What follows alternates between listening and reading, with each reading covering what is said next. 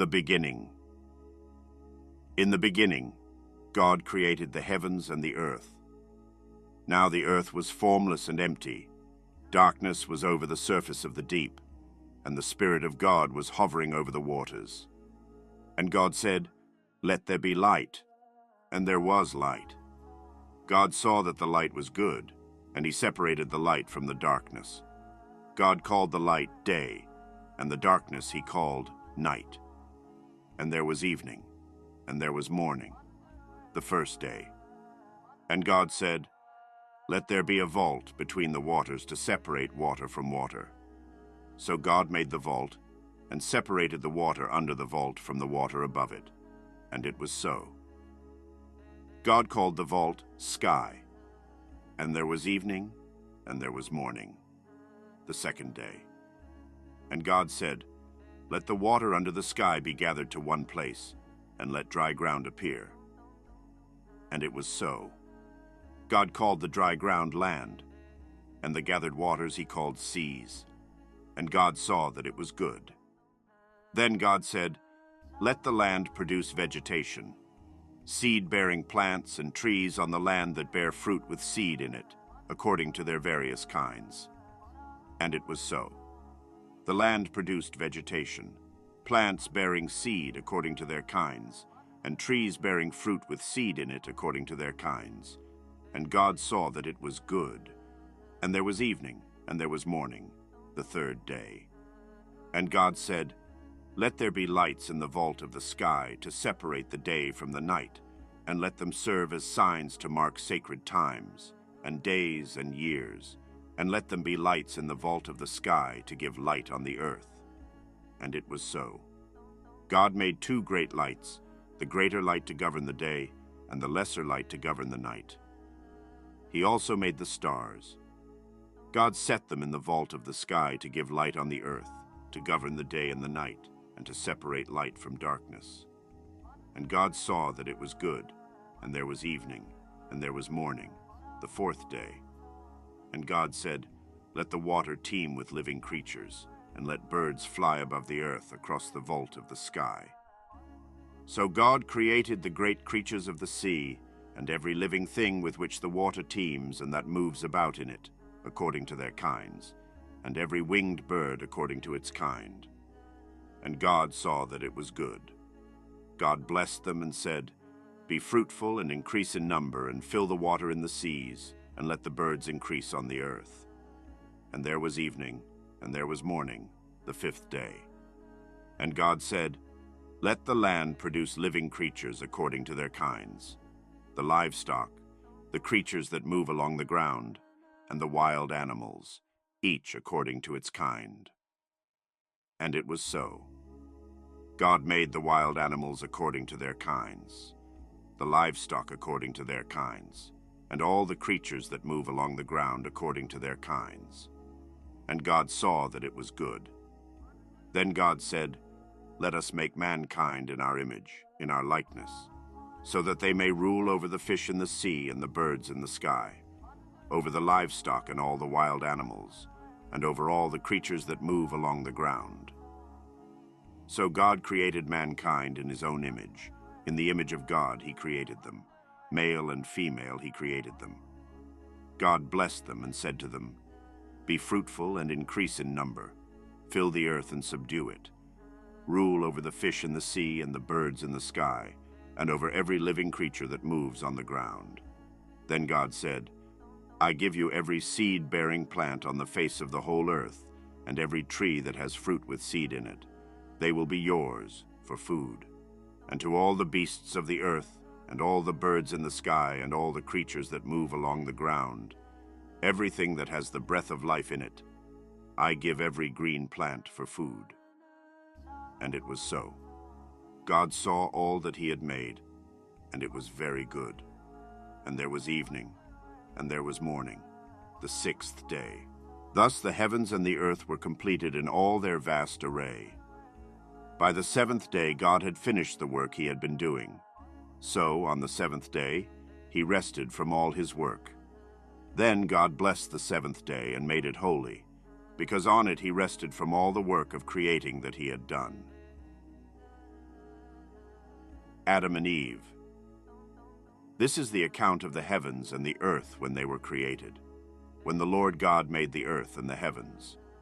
Now no shrub had yet appeared on the earth, and no plant had yet sprung up, for the Lord God had not sent rain on the earth, and there was no one to work the ground. But streams came up from the earth and watered the whole surface of the ground. Then the Lord God formed a man from the dust of the ground, and breathed into his nostrils the breath of life, and the man became a living being. Now the Lord God had planted a garden in the east, in Eden, and there he put the man he had formed. The Lord God made all kinds of trees grow out of the ground, trees that were pleasing to the eye and good for food. In the middle of the garden were the tree of life, and the tree of the knowledge of good and evil. A river watering the garden flowed from Eden. From there it was separated into 4 headwaters. The name of the first is the Pishon. It winds through the entire land of Havilah, where there is gold. The gold of that land is good. Aromatic resin and onyx are also there. The name of the second river is the Gihon. It winds through the entire land of Cush. The name of the third river is the Tigris. It runs along the east side of Asher, and the fourth river is the Euphrates. The Lord God took the man and put him in the Garden of Eden to work it and take care of it. And the Lord God commanded the man, "You are free to eat from any tree in the garden, but you must not eat from the tree of the knowledge of good and evil, for when you eat from it, you will certainly die." The Lord God said, "It is not good for the man to be alone. I will make a helper suitable for him." Now the Lord God had formed out of the ground all the wild animals and all the birds in the sky. He brought them to the man to see what he would name them. And whatever the man called each living creature, that was its name. So the man gave names to all the livestock, the birds in the sky, and all the wild animals. But for Adam, no suitable helper was found. So the Lord God caused the man to fall into a deep sleep. And while he was sleeping, he took one of the man's ribs, and then closed up the place with flesh. Then the Lord God made a woman from the rib he had taken out of the man, and he brought her to the man. The man said, "This is now bone of my bones and flesh of my flesh. She shall be called woman, for she was taken out of man." That is why a man leaves his father and mother and is united to his wife, and they become one flesh. Adam and his wife were both naked, and they felt no shame. The fall. Now the serpent was more crafty than any of the wild animals the Lord God had made. He said to the woman, "Did God really say, 'You must not eat from any tree in the garden'?" The woman said to the serpent, "We may eat fruit from the trees in the garden, but God did say, 'You must not eat fruit from the tree that is in the middle of the garden, and you must not touch it, or you will die.'" "You will not certainly die," the serpent said to the woman, "for God knows that when you eat from it, your eyes will be opened, and you will be like God, knowing good and evil." When the woman saw that the fruit of the tree was good for food and pleasing to the eye, and also desirable for gaining wisdom, she took some and ate it. She also gave some to her husband, who was with her, and he ate it. Then the eyes of both of them were opened, and they realized they were naked. So they sewed fig leaves together and made coverings for themselves. Then the man and his wife heard the sound of the Lord God as he was walking in the garden in the cool of the day, and they hid from the Lord God among the trees of the garden. But the Lord God called to the man, "Where are you?" He answered, "I heard you in the garden, and I was afraid because I was naked, so I hid." And he said, "Who told you that you were naked? Have you eaten from the tree that I commanded you not to eat from?" The man said, "The woman you put here with me, she gave me some fruit from the tree, and I ate it." Then the Lord God said to the woman, "What is this you have done?" The woman said, "The serpent deceived me, and I ate." So the Lord God said to the serpent, "Because you have done this, Cursed are you above all livestock and all wild animals. You will crawl on your belly, and you will eat dust all the days of your life. And I will put enmity between you and the woman, and between your offspring and hers. He will crush your head, and you will strike his heel. To the woman he said, I will make your pains in childbearing very severe. With painful labor, you will give birth to children. Your desire will be for your husband, and he will rule over you. To Adam he said, because you listened to your wife and ate fruit from the tree about which I commanded you, you must not eat from it. Cursed is the ground because of you. Through painful toil you will eat food from it all the days of your life. It will produce thorns and thistles for you, and you will eat the plants of the field. By the sweat of your brow you will eat your food until you return to the ground, since from it you were taken. For dust you are, and to dust you will return. Adam named his wife Eve, because she would become the mother of all the living. The Lord God made garments of skin for Adam and his wife and clothed them. And the Lord God said, the man has now become like one of us, knowing good and evil. He must not be allowed to reach out his hand and take also from the tree of life and eat and live forever. So the Lord God banished him from the Garden of Eden to work the ground from which he had been taken. After he drove the man out, he placed on the east side of the Garden of Eden cherubim and a flaming sword flashing back and forth to guard the way to the tree of life. Cain and Abel Adam made love to his wife Eve, and she became pregnant and gave birth to Cain. She said, with the help of the Lord I have brought forth a man. Later she gave birth to his brother Abel. Now Abel kept flocks, and Cain worked the soil. In the course of time, Cain brought some of the fruits of the soil as an offering to the Lord, and Abel also brought an offering, fat portions from some of the firstborn of his flock. The Lord looked with favor on Abel and his offering, but on Cain and his offering he did not look with favor. So Cain was very angry, and his face was downcast. Then the Lord said to Cain, why are you angry? Why is your face downcast? If you do what is right, will you not be accepted?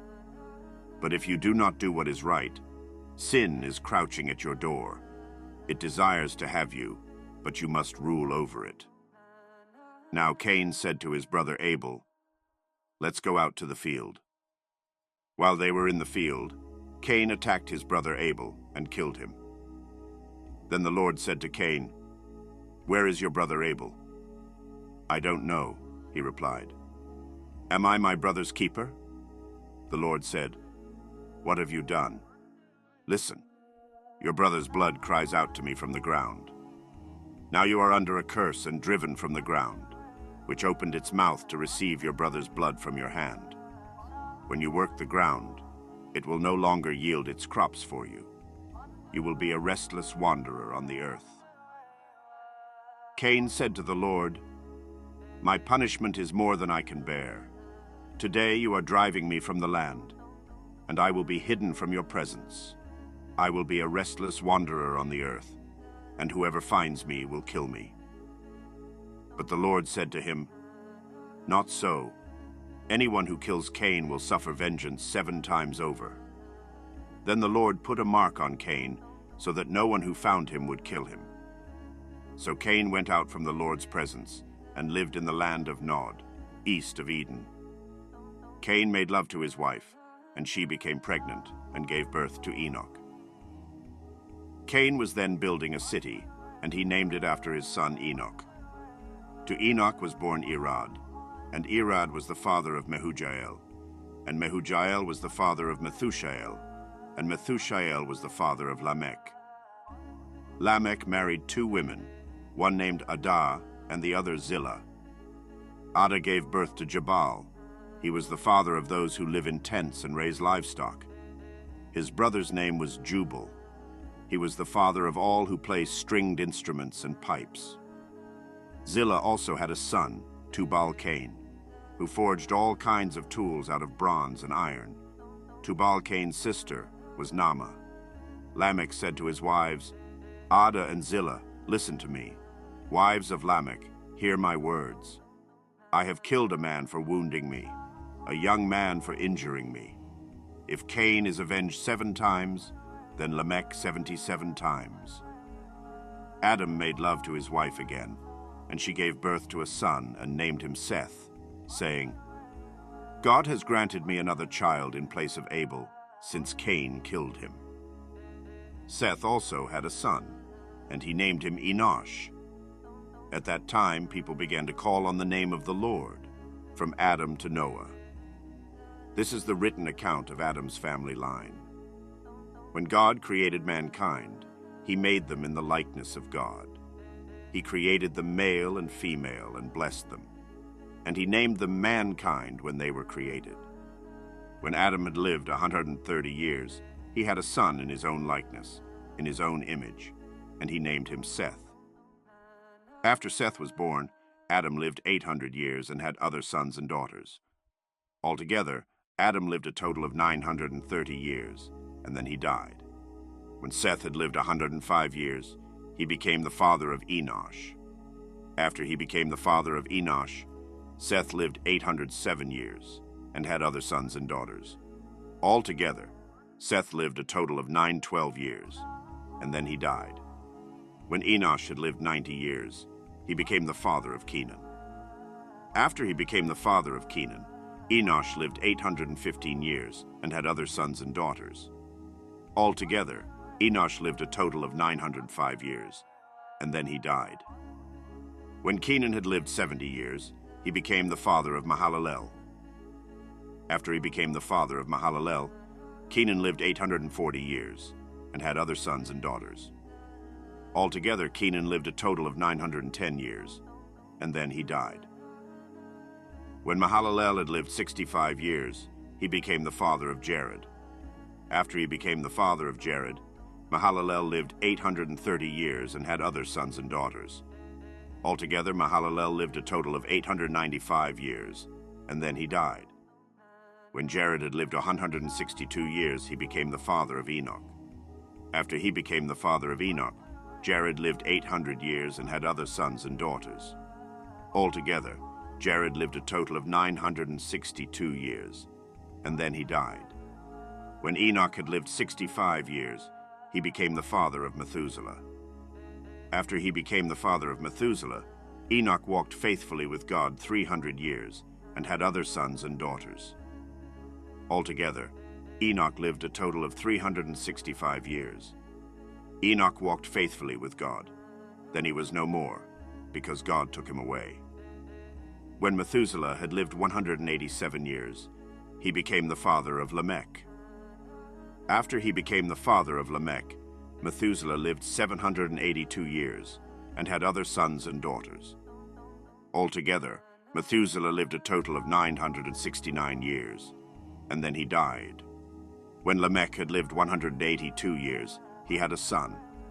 He named him Noah and said, "He will comfort us in the labor and painful toil of our hands caused by the ground the Lord has cursed."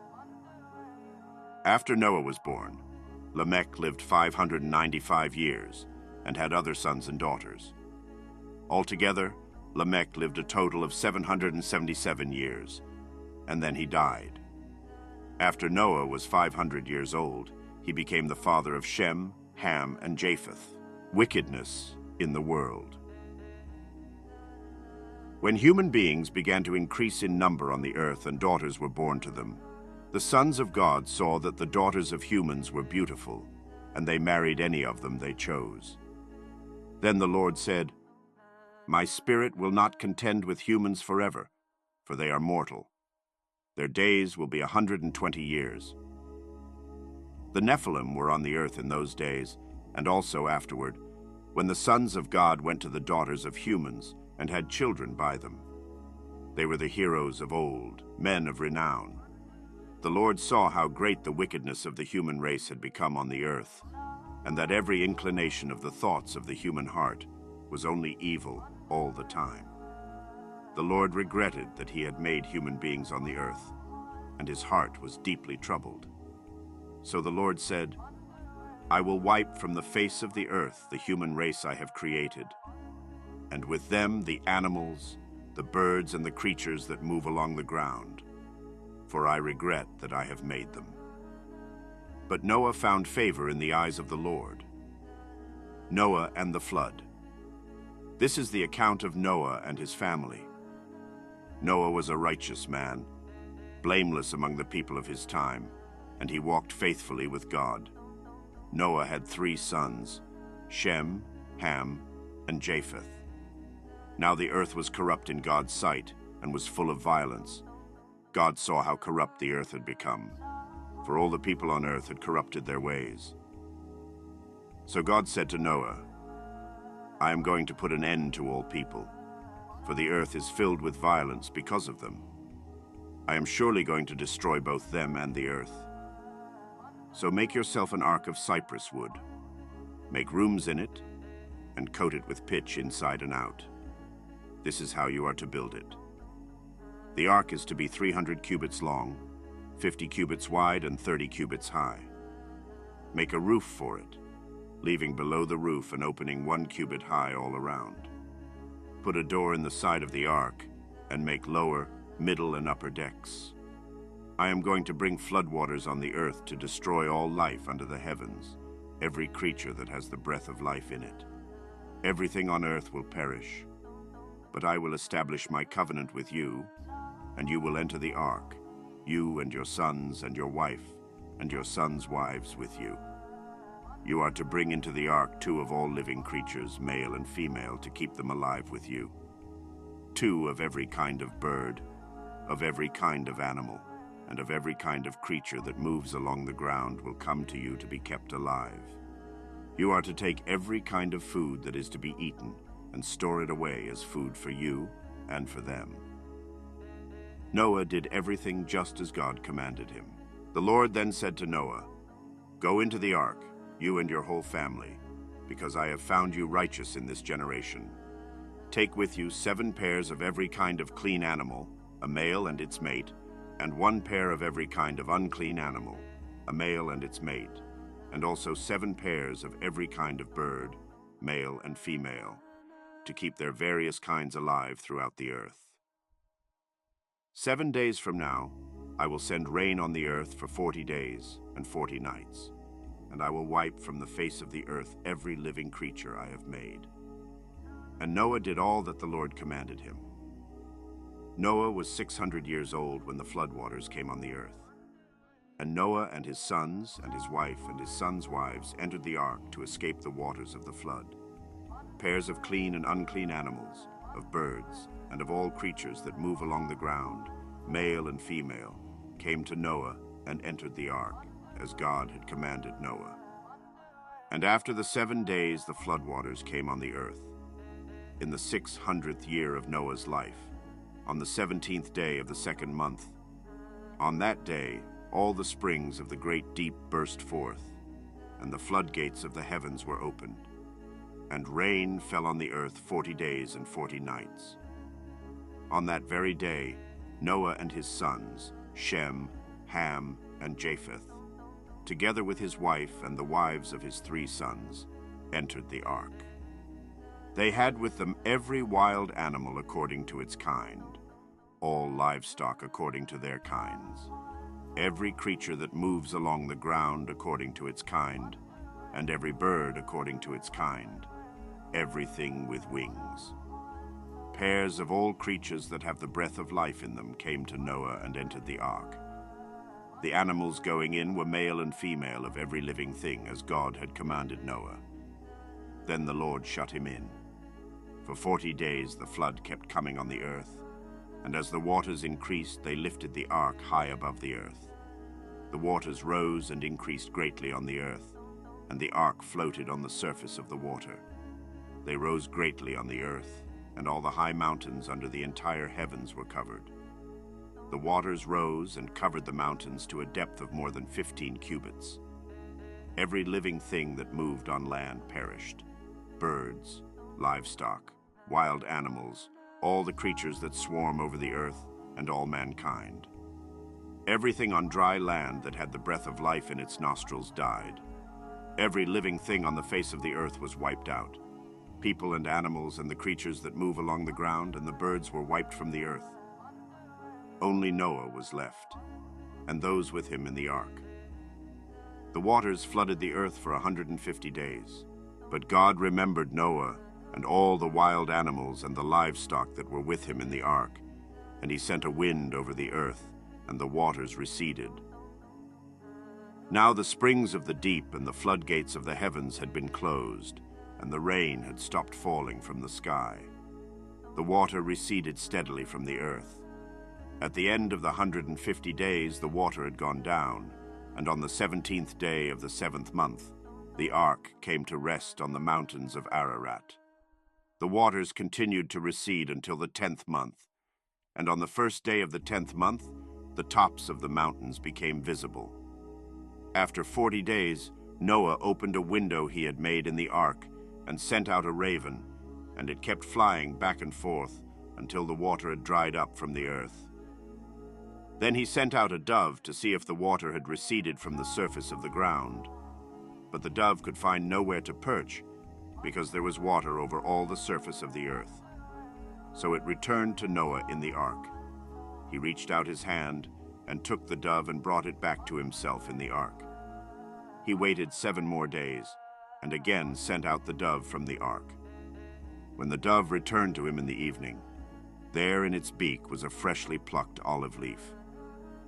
Then Noah knew that the water had receded from the earth. He waited 7 more days and sent the dove out again, but this time it did not return to him. By the first day of the 1st month of Noah's 601st year, the water had dried up from the earth. Noah then removed the covering from the ark and saw that the surface of the ground was dry. By the 27th day of the 2nd month, the earth was completely dry. Then God said to Noah, "Come out of the ark, you and your wife and your sons and their wives.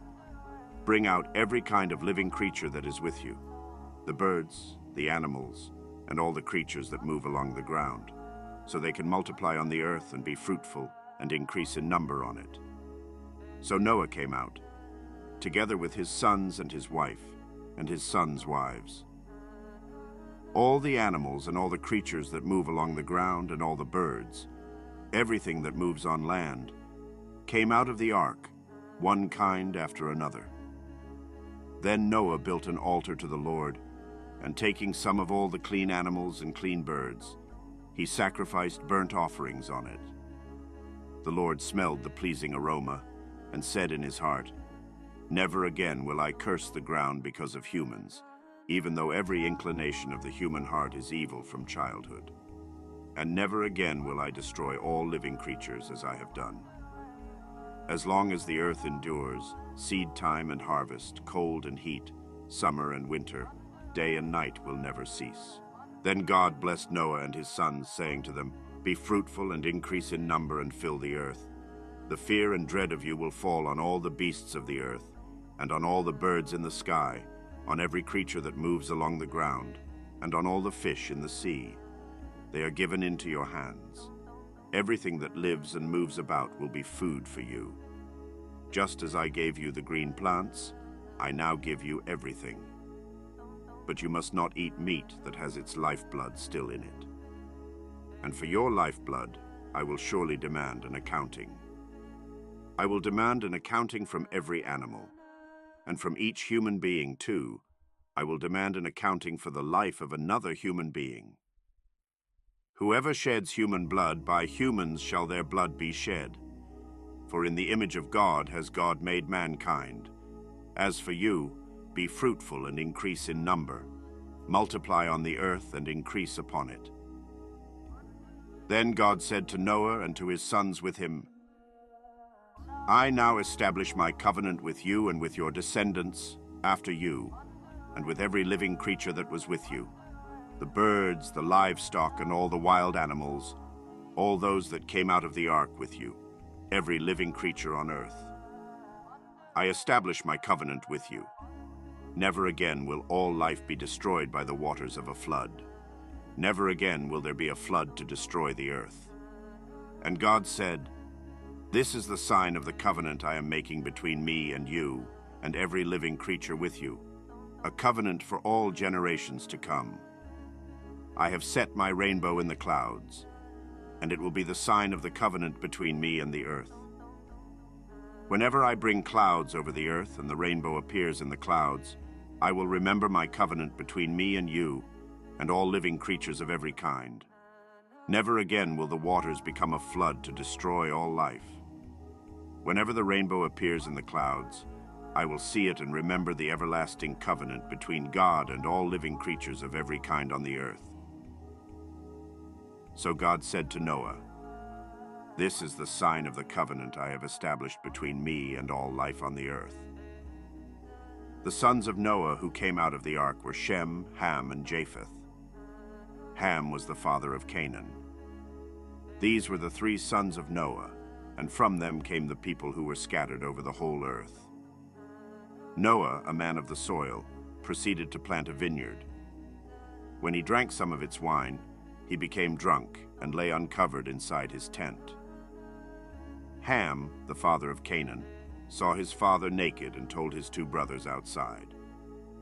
But Shem and Japheth took a garment and laid it across their shoulders. Then they walked in backward and covered their father's naked body. Their faces were turned the other way so that they would not see their father naked. When Noah awoke from his wine and found out what his youngest son had done to him, he said, "Cursed be Canaan. The lowest of slaves will he be to his brothers." He also said, "Praise be to the Lord, the God of Shem. May Canaan be the slave of Shem. May God extend Japheth's territory. May Japheth live in the tents of Shem, and may Canaan be the slave of Japheth." After the flood, Noah lived 350 years. Noah lived a total of 950 years, and then he died. This is the account of Shem, Ham, and Japheth, Noah's sons, who themselves had sons after the flood. The sons of Japheth were Gomer, Magog, Madai, Javan, Tubal, Meshech, and Tiras. The sons of Gomer were Ashkenaz, Riphath, and Togarmah. The sons of Javan were Elisha, Tarshish, the Kittites, and the Rodanites. From these, the maritime peoples spread out into their territories by their clans within their nations, each with its own language. The sons of Ham were Cush, Egypt, Put, and Canaan. The sons of Cush were Seba, Havilah, Sabta, Rama, and Sabteka. The sons of Rama were Sheba and Dedan. Cush was the father of Nimrod, who became a mighty warrior on the earth. He was a mighty hunter before the Lord. That is why it is said, "Like Nimrod, a mighty hunter before the Lord." The first centers of his kingdom were Babylon, Uruk, Akkad, and Calneh in Shinar. From that land, he went to Assyria, where he built Nineveh, Rehoboth-ir, Calah, and Resen, which is between Nineveh and Calah, which is the great city. Egypt was the father of the Ludites, Anamites, Lehabites, Naphtuhites, Pathrusites, Casluhites, from whom the Philistines came, and Caphtorites. Canaan was the father of Sidon his firstborn, and of the Hittites, Jebusites, Amorites, Girgashites, Hivites, Archites, Sinites, Arvadites, Zemarites, and Hamathites. Later, the Canaanite clans scattered, and the borders of Canaan reached from Sidon toward Gerar as far as Gaza, and then toward Sodom, Gomorrah, Admah, and Zeboim, as far as Lasha. These are the sons of Ham by their clans and languages, in their territories and nations. Sons were also born to Shem, whose older brother was Japheth. Shem was the ancestor of all the sons of Eber. The sons of Shem were Elam, Asher, Arphaxad, Lud, and Aram. The sons of Aram were Uz, Hul, Gether, and Meshech.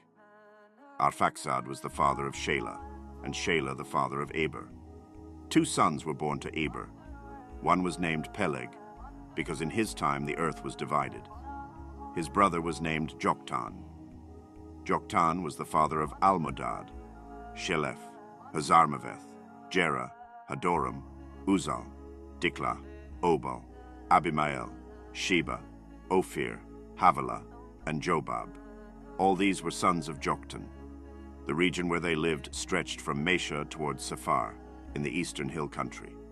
These are the sons of Shem by their clans and languages, in their territories and nations. These are the clans of Noah's sons, according to their lines of descent, within their nations. From these, the nations spread out over the earth after the flood. Now the whole world had one language and a common speech. As people moved eastward, they found a plain in Shinar and settled there. They said to each other, "Come, let's make bricks and bake them thoroughly." They used brick instead of stone, and tar for mortar. Then they said, "Come, let us build ourselves a city with a tower that reaches to the heavens, so that we may make a name for ourselves. Otherwise we will be scattered over the face of the whole earth." But the Lord came down to see the city and the tower the people were building. The Lord said, "If as one people speaking the same language they have begun to do this, then nothing they plan to do will be impossible for them. Come, let us go down and confuse their language so they will not understand each other." So the Lord scattered them from there over all the earth, and they stopped building the city. That is why it was called Babel, because there the Lord confused the language of the whole world. From there the Lord scattered them over the face of the whole earth. This is the account of Shem's family line. 2 years after the flood, when Shem was 100 years old, he became the father of Arphaxad. And after he became the father of Arphaxad, Shem lived 500 years and had other sons and daughters. When Arphaxad had lived 35 years, he became the father of Shelah. And after he became the father of Shelah, Arphaxad lived 403 years and had other sons and daughters. When Shelah had lived 30 years, he became the father of Eber. And after he became the father of Eber, Shelah lived 403 years and had other sons and daughters. When Eber had lived 34 years, he became the father of Peleg. And after he became the father of Peleg, Eber lived 430 years and had other sons and daughters. When Peleg had lived 30 years, he became the father of Roi. And after he became the father of Roi, Peleg lived 209 years and had other sons and daughters. When Roi had lived 32 years, he became the father of Serug. And after he became the father of Serug, Roi lived 207 years and had other sons and daughters. When Serug had lived 30 years, he became the father of Nahor. And after he became the father of Nahor, Serug lived 200 years and had other sons and daughters. When Nahor had lived 29 years, he became the father of Terah. And after he became the father of Terah, Nahor lived 119 years and had other sons and daughters. After Terah had lived 70 years, he became the father of Abram, Nahor, and Haran. This is the account of Terah's family line. Terah became the father of Abram, Nahor, and Haran. And Haran became the father of Lot. While his father Terah was still alive, Haran died in Ur of the Chaldeans, in the land of his birth. Abram and Nahor both married. The name of Abram's wife was Sarai, and the name of Nahor's wife was Milcah. She was the daughter of Haran, the father of both Milcah and Iscah. Now Sarai was childless because she was not able to conceive. Terah took his son Abram, his grandson Lot, son of Haran, and his daughter-in-law Sarai, the wife of his son Abram, and together they set out from Ur of the Chaldeans to go to Canaan. But when they came to Haran, they settled there. Terah lived 205 years, and he died in Haran. The Lord had said to Abram, "Go from your country, your people, and your father's household to the land I will show you. I will make you into a great nation, and I will bless you. I will make your name great, and you will be a blessing. I will bless those who bless you, and whoever curses you I will curse, and all peoples on earth will be blessed through you." So Abram went, as the Lord had told him, and Lot went with him. Abram was 75 years old when he set out from Haran. He took his wife Sarai, his nephew Lot, all the possessions they had accumulated, and the people they had acquired in Haran, and they set out for the land of Canaan, and they arrived there. Abram traveled through the land as far as the site of the great tree of Moreh at Shechem. At that time the Canaanites were in the land. The Lord appeared to Abram and said, "To your offspring I will give this land." So he built an altar there to the Lord who had appeared to him. From there he went on toward the hills east of Bethel and pitched his tent, with Bethel on the west and Ai on the east. There he built an altar to the Lord and called on the name of the Lord. Then Abram set out and continued toward the Negev. Now there was a famine in the land, and Abram went down to Egypt to live there for a while because the famine was severe. As he was about to enter Egypt, he said to his wife Sarai, "I know what a beautiful woman you are. When the Egyptians see you, they will say, 'This is his wife.' Then they will kill me, but will let you live. Say you are my sister, so that I will be treated well for your sake, and my life will be spared because of you." When Abram came to Egypt, the Egyptians saw that Sarai was a very beautiful woman.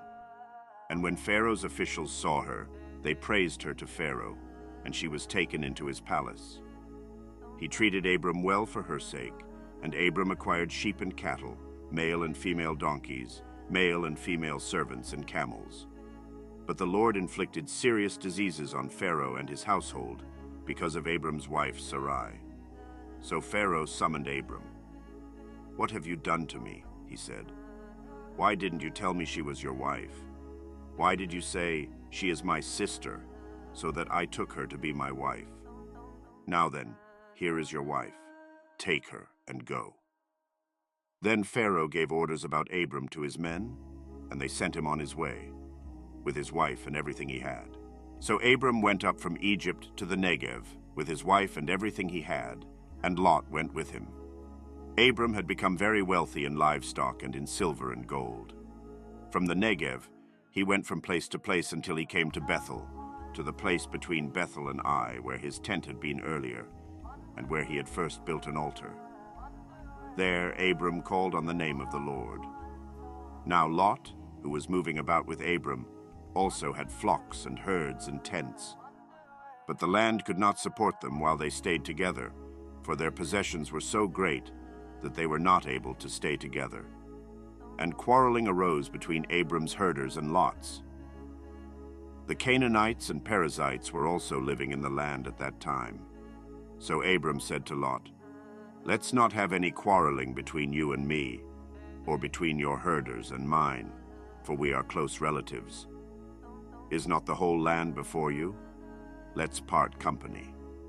If you go to the left, I'll go to the right. If you go to the right, I'll go to the left." Lot looked around and saw that the whole plain of the Jordan toward Zoar was well watered, like the garden of the Lord, like the land of Egypt. This was before the Lord destroyed Sodom and Gomorrah. So Lot chose for himself the whole plain of the Jordan and set out toward the east. The two men parted company. Abram lived in the land of Canaan, while Lot lived among the cities of the plain and pitched his tents near Sodom. Now the people of Sodom were wicked and were sinning greatly against the Lord. The Lord said to Abram after Lot had parted from him, "Look around from where you are, to the north and south, to the east and west. All the land that you see I will give to you and your offspring forever. I will make your offspring like the dust of the earth, so that if anyone could count the dust, then your offspring could be counted. Go, walk through the length and breadth of the land, for I am giving it to you." So Abram went to live near the great trees of Mamre at Hebron, where he pitched his tents. There he built an altar to the Lord.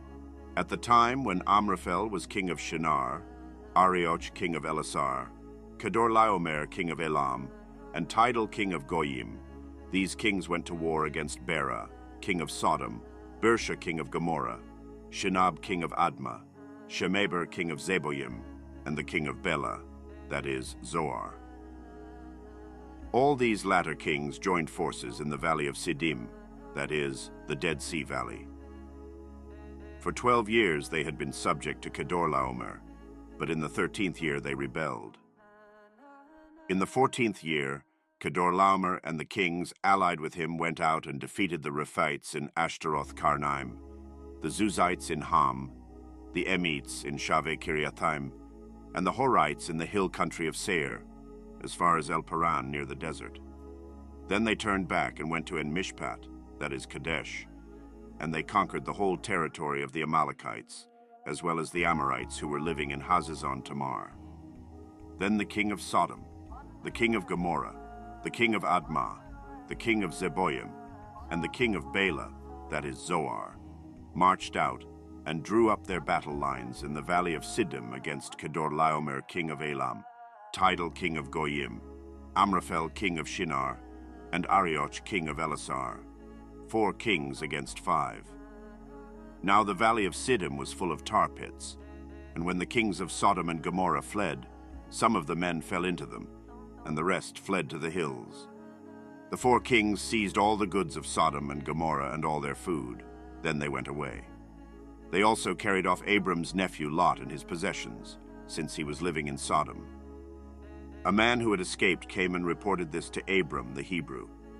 Now Abram was living near the great trees of Mamre the Amorite, a brother of Eshcol and Aner, all of whom were allied with Abram. When Abram heard that his relative had been taken captive, he called out the 318 trained men born in his household and went in pursuit as far as Dan. During the night, Abram divided his men to attack them, and he routed them, pursuing them as far as Hobah, north of Damascus. He recovered all the goods and brought back his relative Lot and his possessions, together with the women and the other people. After Abram returned from defeating Kedorlaomer and the kings allied with him, the king of Sodom came out to meet him in the valley of Shaveh, that is, the king's valley. Then Melchizedek, king of Salem, brought out bread and wine. He was priest of God Most High, and he blessed Abram, saying, "Blessed be Abram by God Most High, creator of heaven and earth. And praise be to God Most High, who delivered your enemies into your hand." Then Abram gave him 1/10 of everything. The king of Sodom said to Abram, "Give me the people and keep the goods for yourself."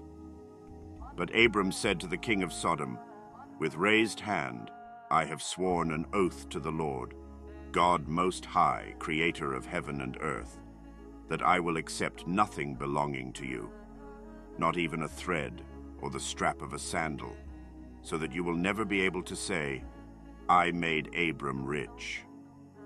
I will accept nothing but what my men have eaten, and the share that belongs to the men who went with me, to Aner, Eshcol, and Mamre. Let them have their share."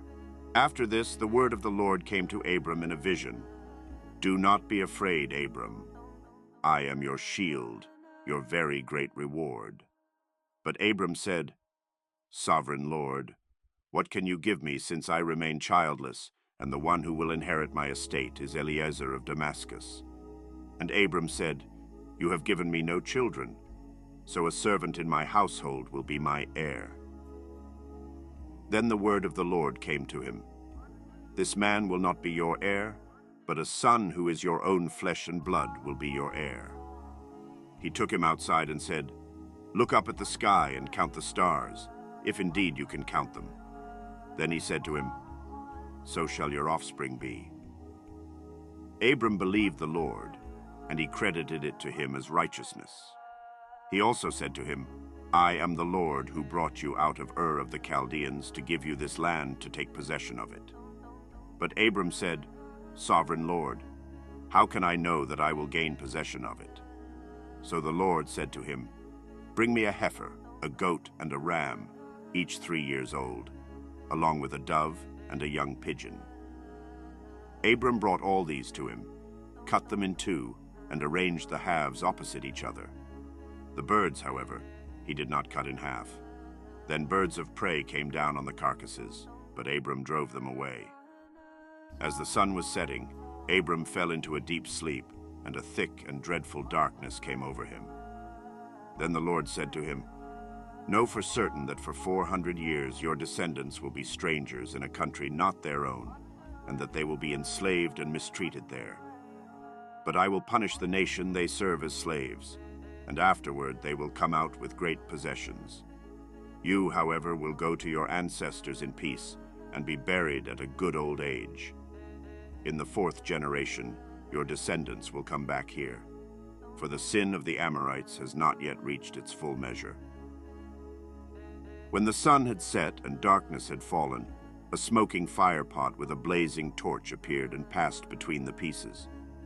On that day, the Lord made a covenant with Abram and said, "To your descendants I give this land from the Wadi of Egypt to the great river, the Euphrates, the land of the Kenites, Kenizzites, Cadmonites, Hittites, Perizzites, Rephates, Amorites, Canaanites, Girgashites, and Jebusites." Now Sarai, Abram's wife, had borne him no children, but she had an Egyptian slave named Hagar. So she said to Abram, "The Lord has kept me from having children.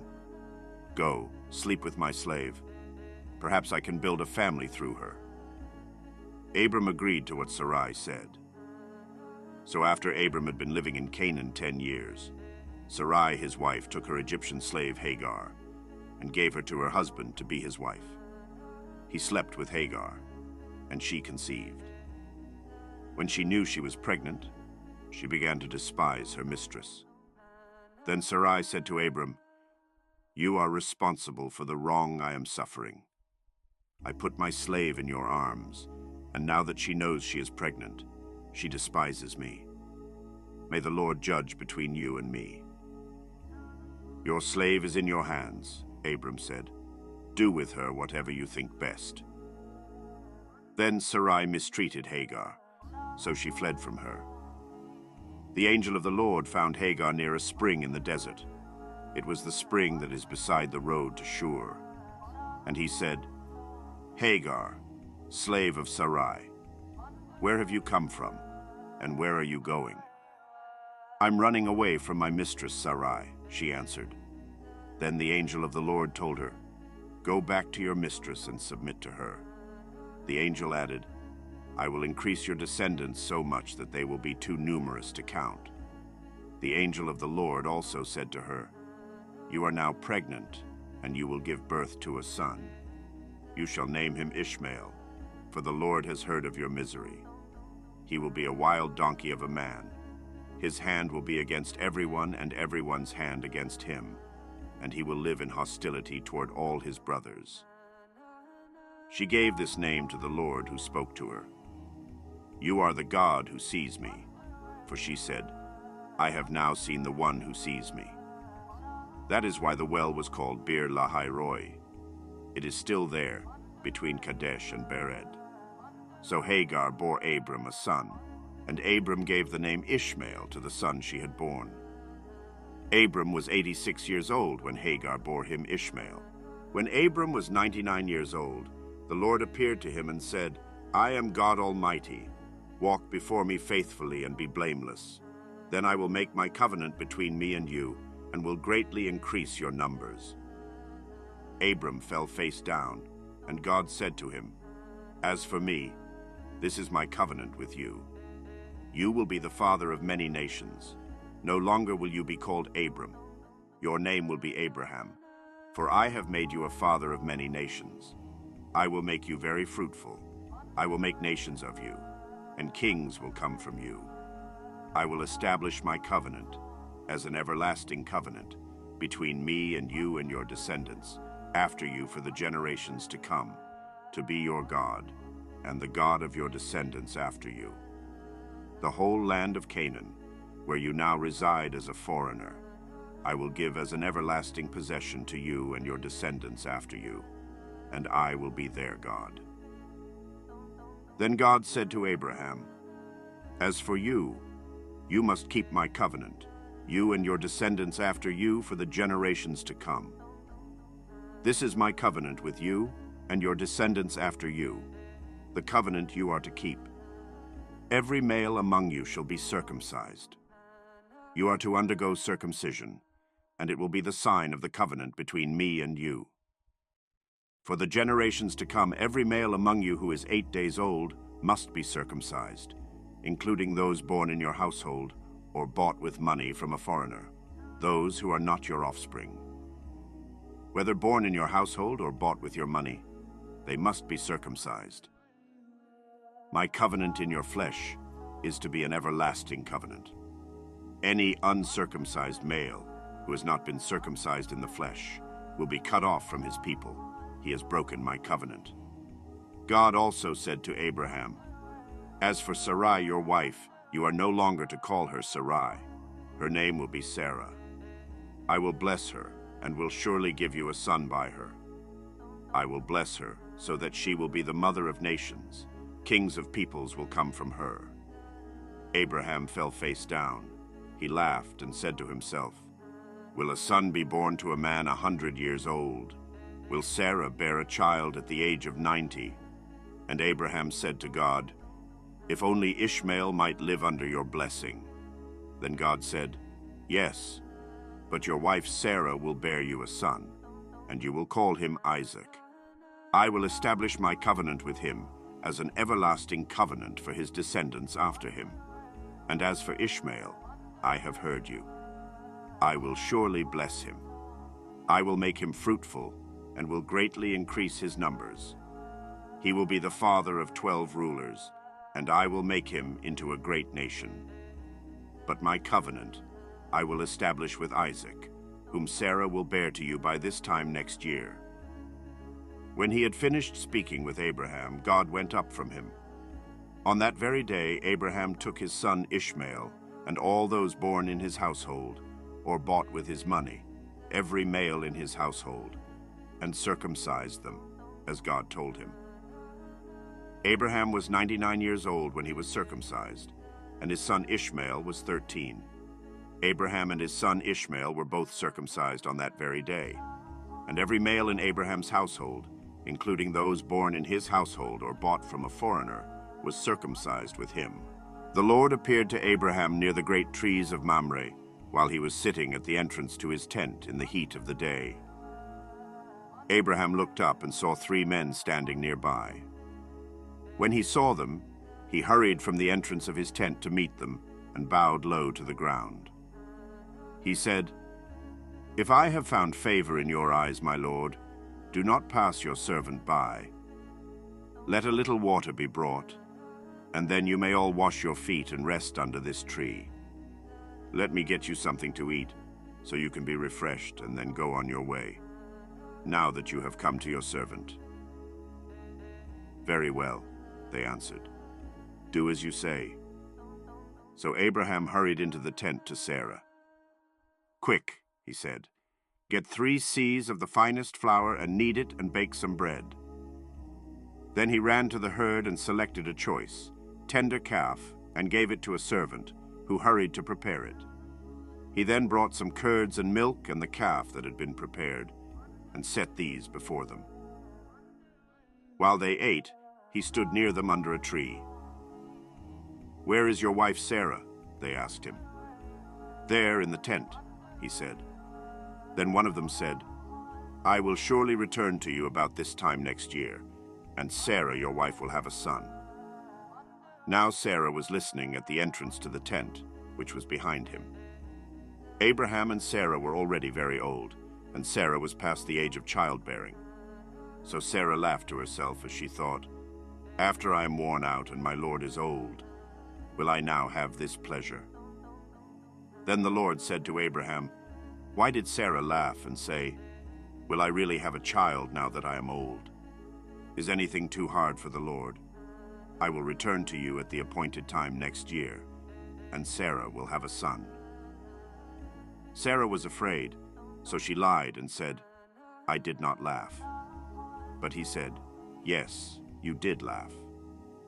When the men got up to leave, they looked down towards Sodom, and Abraham walked along with them to see them on their way. Then the Lord said, "Shall I hide from Abraham what I am about to do? Abraham will surely become a great and powerful nation, and all nations on earth will be blessed through him. For I have chosen him so that he will direct his children and his household after him, to keep the way of the Lord by doing what is right and just, so that the Lord will bring about for Abraham what he has promised him." Then the Lord said, "The outcry against Sodom and Gomorrah is so great, and their sin so grievous, that I will go down and see if what they have done is as bad as the outcry that has reached me. If not, I will know." The men turned away and went toward Sodom, but Abraham remained standing before the Lord. Abraham approached him and said, "Will you sweep away the righteous with the wicked? What if there are 50 righteous people in the city? Will you really sweep it away and not spare the place for the sake of the 50 righteous people in it? Far be it from you to do such a thing, to kill the righteous with the wicked, treating the righteous and the wicked alike. Far be it from you. Will not the judge of all the earth do right?" The Lord said, "If I find 50 righteous people in the city of Sodom, I will spare the whole place for their sake." Then Abraham spoke up again. "Now that I have been so bold as to speak to the Lord, though I am nothing but dust and ashes, what if the number of the righteous is 5 less than 50? Will you destroy the whole city for lack of 5 people? If I find 45 there," he said, "I will not destroy it." Once again he spoke to him. "What if only 40 are found there?" He said, "For the sake of 40 I will not do it." Then he said, "May the Lord not be angry, but let me speak. What if only 30 can be found there?" He answered, "I will not do it if I find 30 there." Abraham said, "Now that I have been so bold as to speak to the Lord, what if only 20 can be found there?" He said, "For the sake of 20, I will not destroy it."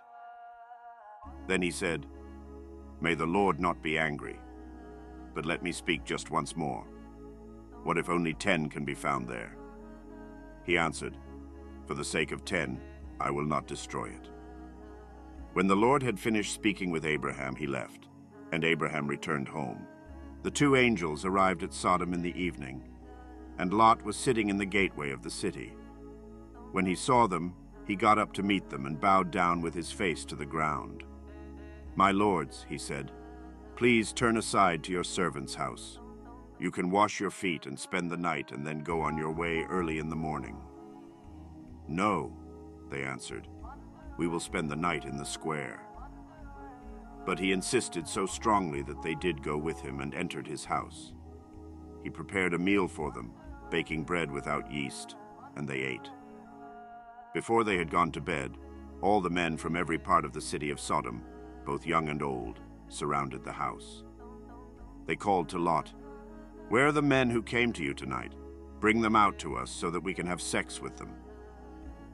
Lot went outside to meet them and shut the door behind him and said, "No, my friends, don't do this wicked thing. Look, I have 2 daughters who have never slept with a man. Let me bring them out to you, and you can do what you like with them. But don't do anything to these men, for they have come under the protection of my roof." "Get out of our way," they replied.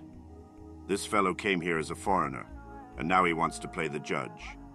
We'll treat you worse than them."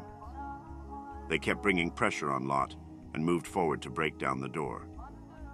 But the men inside reached out and pulled Lot back into the house and shut the door.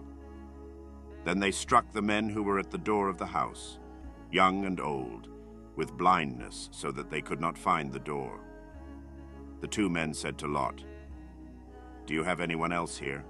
Sons-in-law, sons or daughters, or anyone else in the city who belongs to you?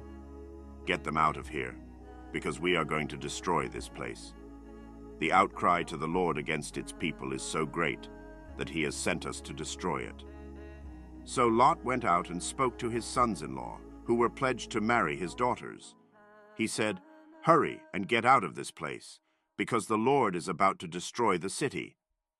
But his sons-in-law thought he was joking. With the coming of dawn, the angels urged Lot, saying, "Hurry, take your wife and your 2 daughters who are here, or you will be swept away when the city is punished." When he hesitated, the men grasped his hand and the hands of his wife and of his 2 daughters, and led them safely out of the city, for the Lord was merciful to them. As soon as they had brought them out, one of them said, "Flee for your lives. Don't look back, and don't stop anywhere in the plain. Flee to the mountains, or you will be swept away." But Lot said to them, "No, my lords, please. Your servant has found favor in your eyes, and you have shown great kindness to me in sparing my life. But I can't flee to the mountains. This disaster will overtake me, and I'll die. Look, here is a town near enough to run to, and it is small.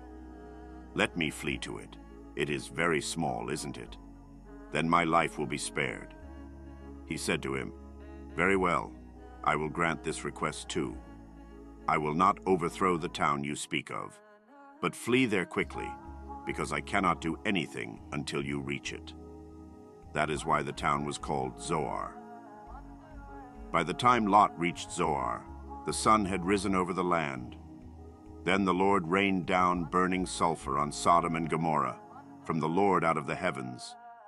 Thus he overthrew those cities and the entire plain, destroying all those living in the cities, and also the vegetation in the land. But Lot's wife looked back, and she became a pillar of salt. Early the next morning, Abraham got up and returned to the place where he had stood before the Lord. He looked down toward Sodom and Gomorrah, toward all the land of the plain, and he saw dense smoke rising from the land, like smoke from a furnace.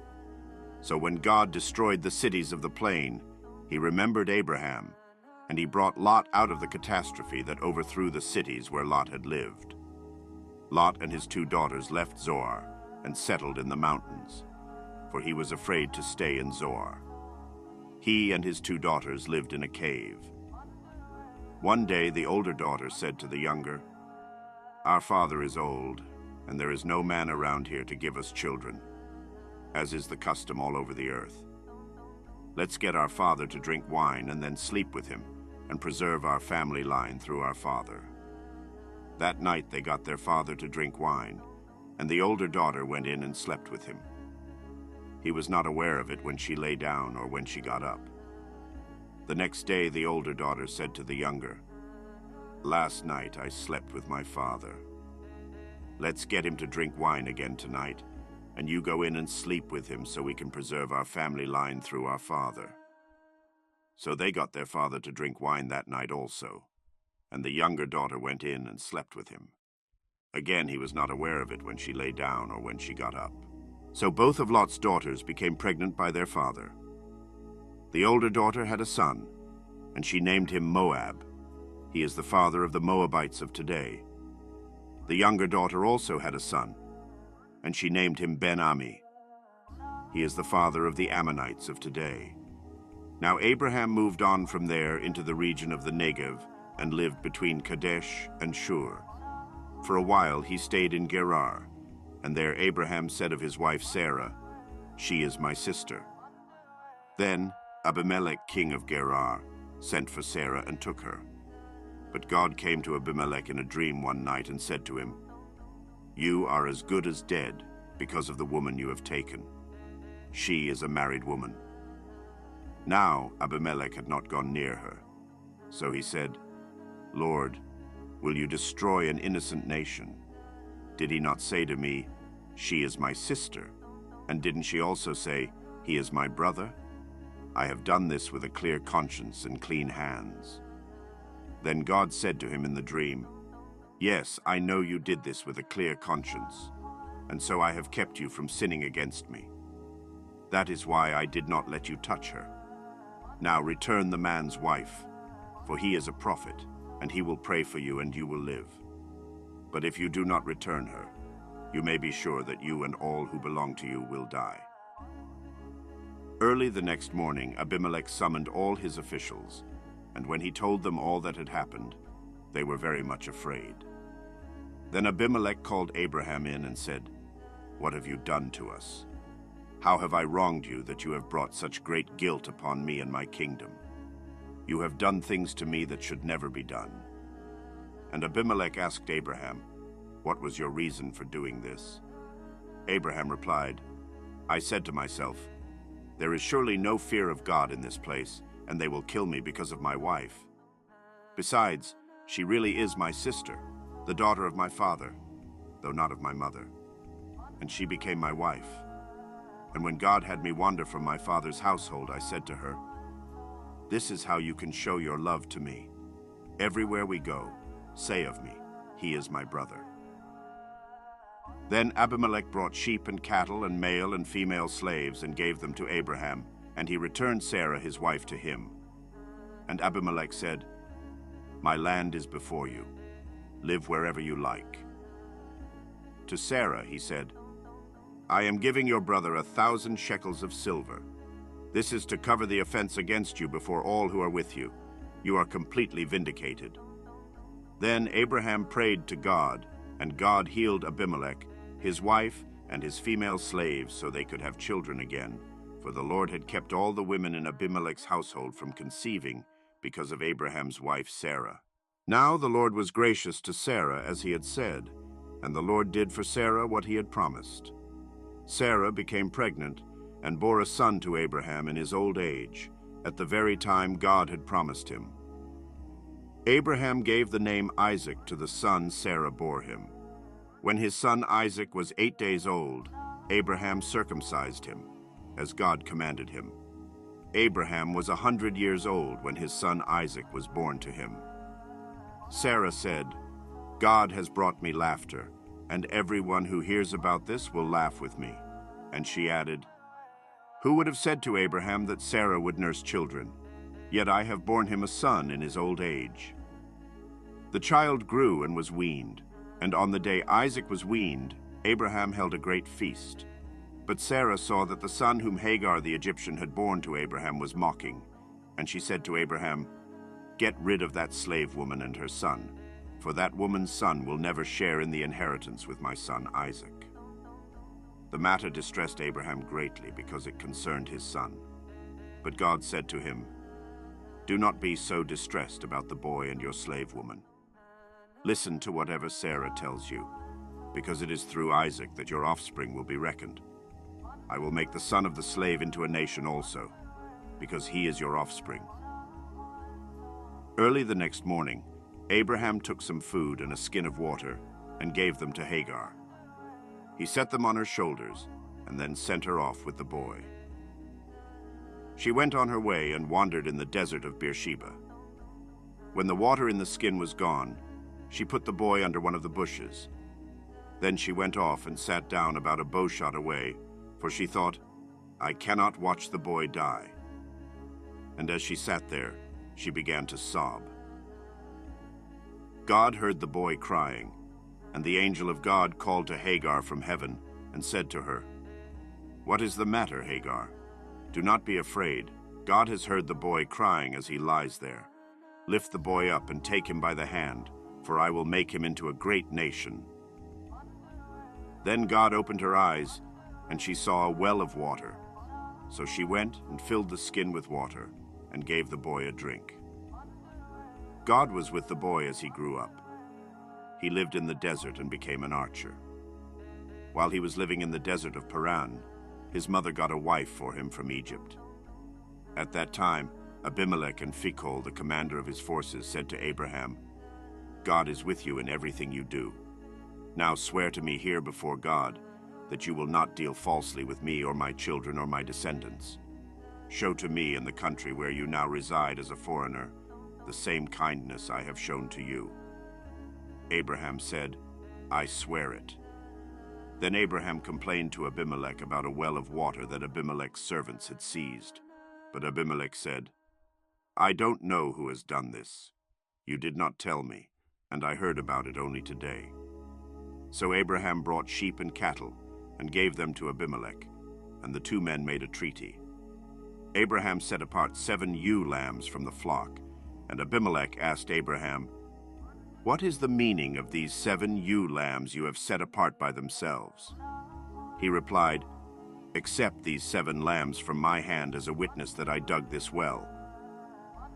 So that place was called Beersheba, because the two men swore an oath there. After the treaty had been made at Beersheba, Abimelech and Phicol, the commander of his forces, returned to the land of the Philistines. Abraham planted a tamarisk tree in Beersheba, and there he called on the name of the Lord, the eternal God. And Abraham stayed in the land of the Philistines for a long time. Some time later, God tested Abraham. He said to him, "Abraham." "Here I am," he replied. Then God said, "Take your son, your only son, whom you love, Isaac, and go to the region of Moriah. Sacrifice him there as a burnt offering on a mountain I will show you." Early the next morning, Abraham got up and loaded his donkey. He took with him 2 of his servants and his son Isaac. When he had cut enough wood for the burnt offering, he set out for the place God had told him about. On the 3rd day, Abraham looked up and saw the place in the distance. He said to his servants, "Stay here with the donkey while I and the boy go over there. We will worship, and then we will come back to you." Abraham took the wood for the burnt offering and placed it on his son Isaac, and he himself carried the fire and the knife. As the 2 of them went on together, Isaac spoke up and said to his father Abraham, "Father?" "Yes, my son," Abraham replied. "The fire and wood are here," Isaac said, "but where is the lamb for the burnt offering?" Abraham answered, "God himself will provide the lamb for the burnt offering, my son." And the 2 of them went on together. When they reached the place God had told him about, Abraham built an altar there and arranged the wood on it. He bound his son Isaac and laid him on the altar, on top of the wood. Then he reached out his hand and took the knife to slay his son. But the angel of the Lord called out to him from heaven, "Abraham, Abraham." "Here I am," he replied. "Do not lay a hand on the boy," he said. "Do not do anything to him. Now I know that you fear God, because you have not withheld from me your son, your only son." Abraham looked up, and there in a thicket he saw a ram caught by its horns. He went over and took the ram and sacrificed it as a burnt offering instead of his son. So Abraham called that place, "The Lord will provide."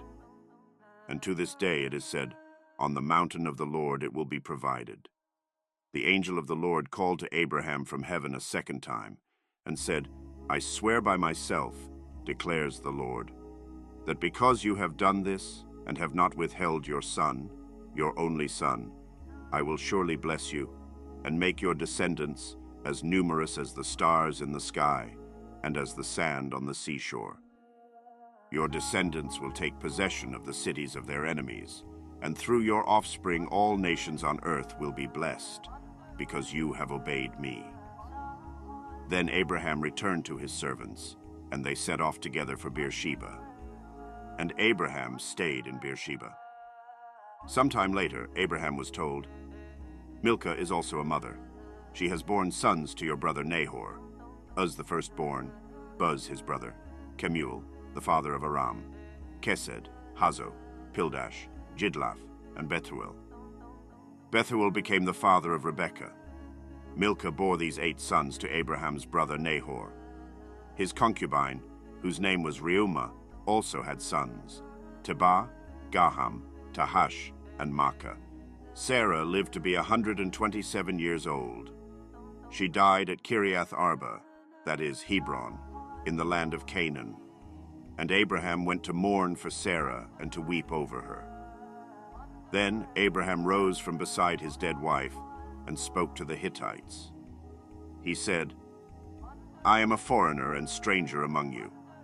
Sell me some property for a burial site here so I can bury my dead." The Hittites replied to Abraham, "Sir, listen to us. You are a mighty prince among us. Bury your dead in the choicest of our tombs. None of us will refuse you his tomb for burying your dead." Then Abraham rose and bowed down before the people of the land, the Hittites. He said to them, "If you are willing to let me bury my dead, then listen to me and intercede with Ephron, son of Zohar, on my behalf, so he will sell me the cave of Machpelah, which belongs to him and is at the end of his field. Ask him to sell it to me for the full price as a burial site among you." Ephron the Hittite was sitting among his people, and he replied to Abraham in the hearing of all the Hittites who had come to the gate of his city. "No, my lord," he said. "Listen to me. I give you the field, and I give you the cave that is in it. I give it to you in the presence of my people. Bury your dead." Again Abraham bowed down before the people of the land, and he said to Ephron in their hearing, "Listen to me, if you will. I will pay the price of the field. Accept it from me so I can bury my dead there." Ephron answered Abraham, "Listen to me, my lord. The land is worth 400 shekels of silver. But what is that between you and me? Bury your dead." Abraham agreed to Ephron's terms and weighed out for him the price he had named in the hearing of the Hittites, 400 shekels of silver, according to the weight current among the merchants. So Ephron's field in Machpelah near Mamre, both the field and the cave in it, and all the trees within the borders of the field, was deeded to Abraham as his property in the presence of all the Hittites who had come to the gate of the city. Afterward, Abraham buried his wife Sarah in the cave in the field of Machpelah near Mamre, which is at Hebron, in the land of Canaan. So the field and the cave in it were deeded to Abraham by the Hittites as a burial site. Abraham was now very old, and the Lord had blessed him in every way. He said to the senior servant in his household, the one in charge of all that he had, "Put your hand under my thigh. I want you to swear by the Lord, the God of heaven and the God of earth, that you will not get a wife for my son from the daughters of the Canaanites, among whom I am living, but will go to my country and my own relatives and get a wife for my son Isaac." The servant asked him, "What if the woman is unwilling to come back with me to this land? Shall I then take your son back to the country you came from?" "Make sure that you do not take my son back there," Abraham said. "The Lord, the God of heaven, who brought me out of my father's household and my native land, and who spoke to me and promised me on oath, saying, 'To your offspring I will give this land,' he will send his angel before you so that you can get a wife for my son from there. If the woman is unwilling to come back with you, then you will be released from this oath of mine. Only do not take my son back there." So the servant put his hand under the thigh of his master Abraham, and swore an oath to him concerning this matter. Then the servant left, taking with him 10 of his master's camels, loaded with all kinds of good things from his master. He set out for Aram Naharaim and made his way to the town of Nahor. He had the camels kneel down near the well outside the town. It was toward evening, the time the women go out to draw water. Then he prayed, "Lord, God of my master Abraham, make me successful today and show kindness to my master Abraham. See, I am standing beside this spring, and the daughters of the townspeople are coming out to draw water. May it be that when I say to a young woman, 'Please let down your jar that I may have a drink,' and she says, 'Drink, and I'll water your camels too,' let her be the one you have chosen for your servant Isaac. By this I will know that you have shown kindness to my master." Before he had finished praying, Rebekah came out with her jar on her shoulder. She was the daughter of Bethuel, son of Milcah, who was the wife of Abraham's brother Nahor. The woman was very beautiful, a virgin. No man had ever slept with her. She went down to the spring, filled her jar, and came up again. The servant hurried to meet her and said, "Please give me a little water from your jar." "Drink, my lord," she said, and quickly lowered the jar to her hands and gave him a drink. After she had given him a drink, she said, "I'll draw water for your camels too until they have had enough to drink." So she quickly emptied her jar into the trough, ran back to the well to draw more water, and drew enough for all his camels. Without saying a word, the man watched her closely to learn whether or not the Lord had made his journey successful.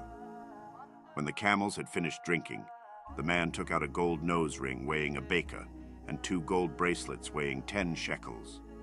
Then he asked, "Whose daughter are you?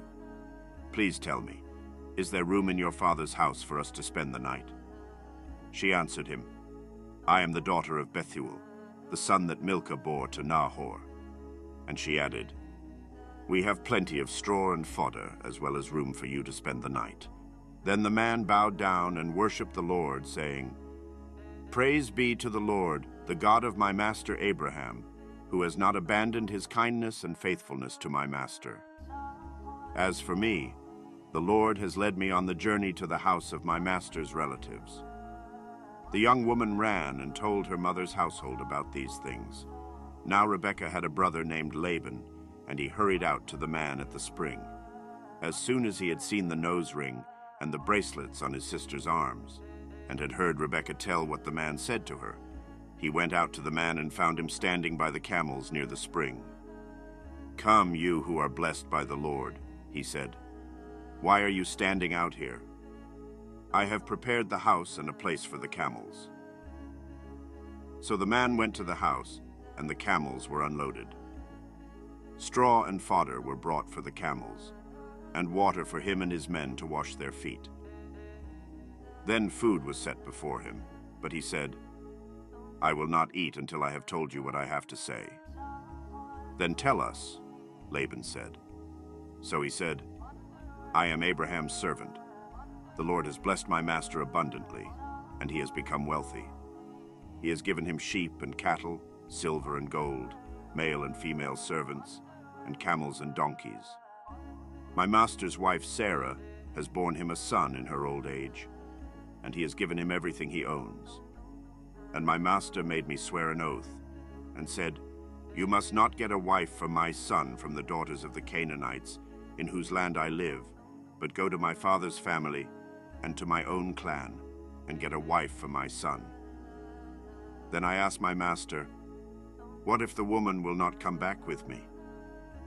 He replied, 'The Lord, before whom I have walked faithfully, will send his angel with you and make your journey a success, so that you can get a wife for my son from my own clan and from my father's family. You will be released from my oath if, when you go to my clan, they refuse to give her to you. Then you will be released from my oath.' When I came to the spring today, I said, 'Lord, God of my master Abraham, if you will, please grant success to the journey on which I have come. See, I am standing beside this spring. If a young woman comes out to draw water, and I say to her, "Please let me drink a little water from your jar," and if she says to me, "Drink, and I'll draw water for your camels too," let her be the one the Lord has chosen for my master's son." Before I finished praying in my heart, Rebekah came out, with her jar on her shoulder. She went down to the spring and drew water, and I said to her, "Please give me a drink." She quickly lowered her jar from her shoulder and said, "Drink, and I'll water your camels too." So I drank, and she watered the camels also.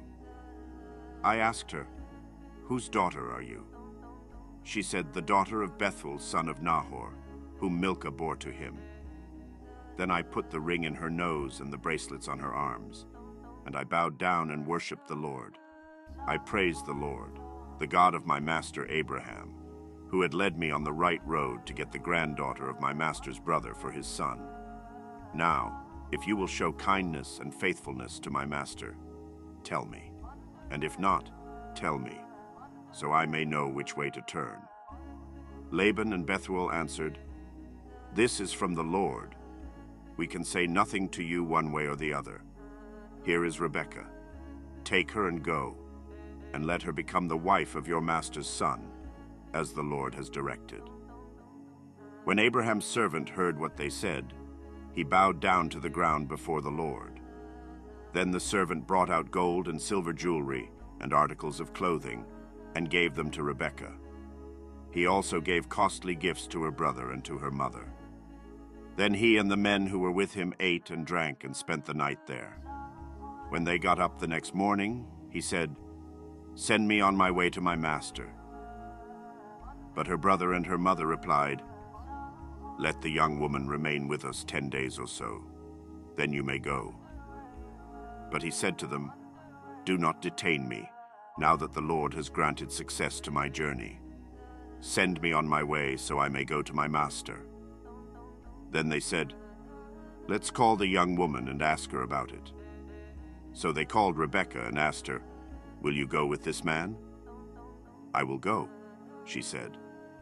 So they sent their sister Rebekah on her way, along with her nurse and Abraham's servant and his men. And they blessed Rebekah and said to her, "Our sister, may you increase to thousands upon thousands. May your offspring possess the cities of their enemies."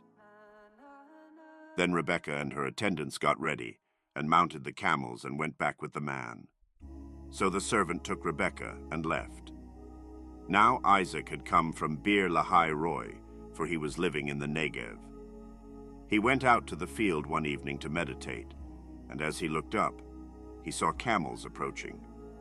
Rebekah also looked up and saw Isaac.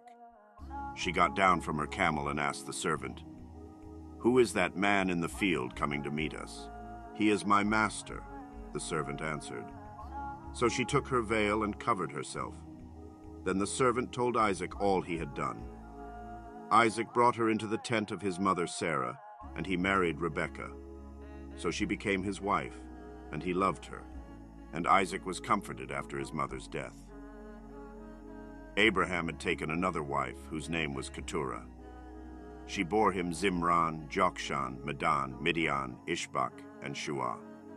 Jokshan was the father of Sheba and Dedan. The descendants of Dedan were the Asherites, the Letushites, and the Leomites.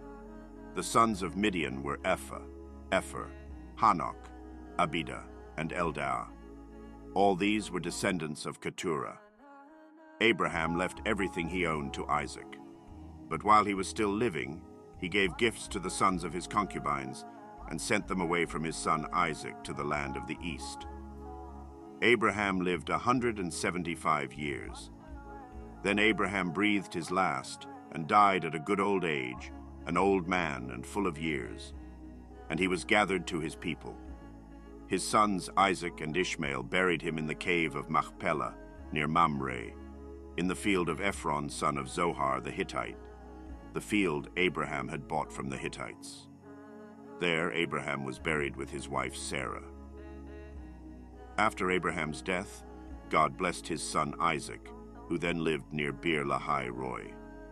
This is the account of the family line of Abraham's son Ishmael, whom Sarah's slave, Hagar the Egyptian, bore to Abraham.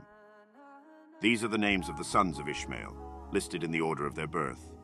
Nebaioth, the firstborn of Ishmael, Kedar, Adbeel, Mibsam, Mishma, Dumah, Massa, Hadad, Tema, Jetur, Naphish, and Kedemah. These were the sons of Ishmael, and these are the names of the 12 tribal rulers according to their settlements and camps. Ishmael lived 137 years.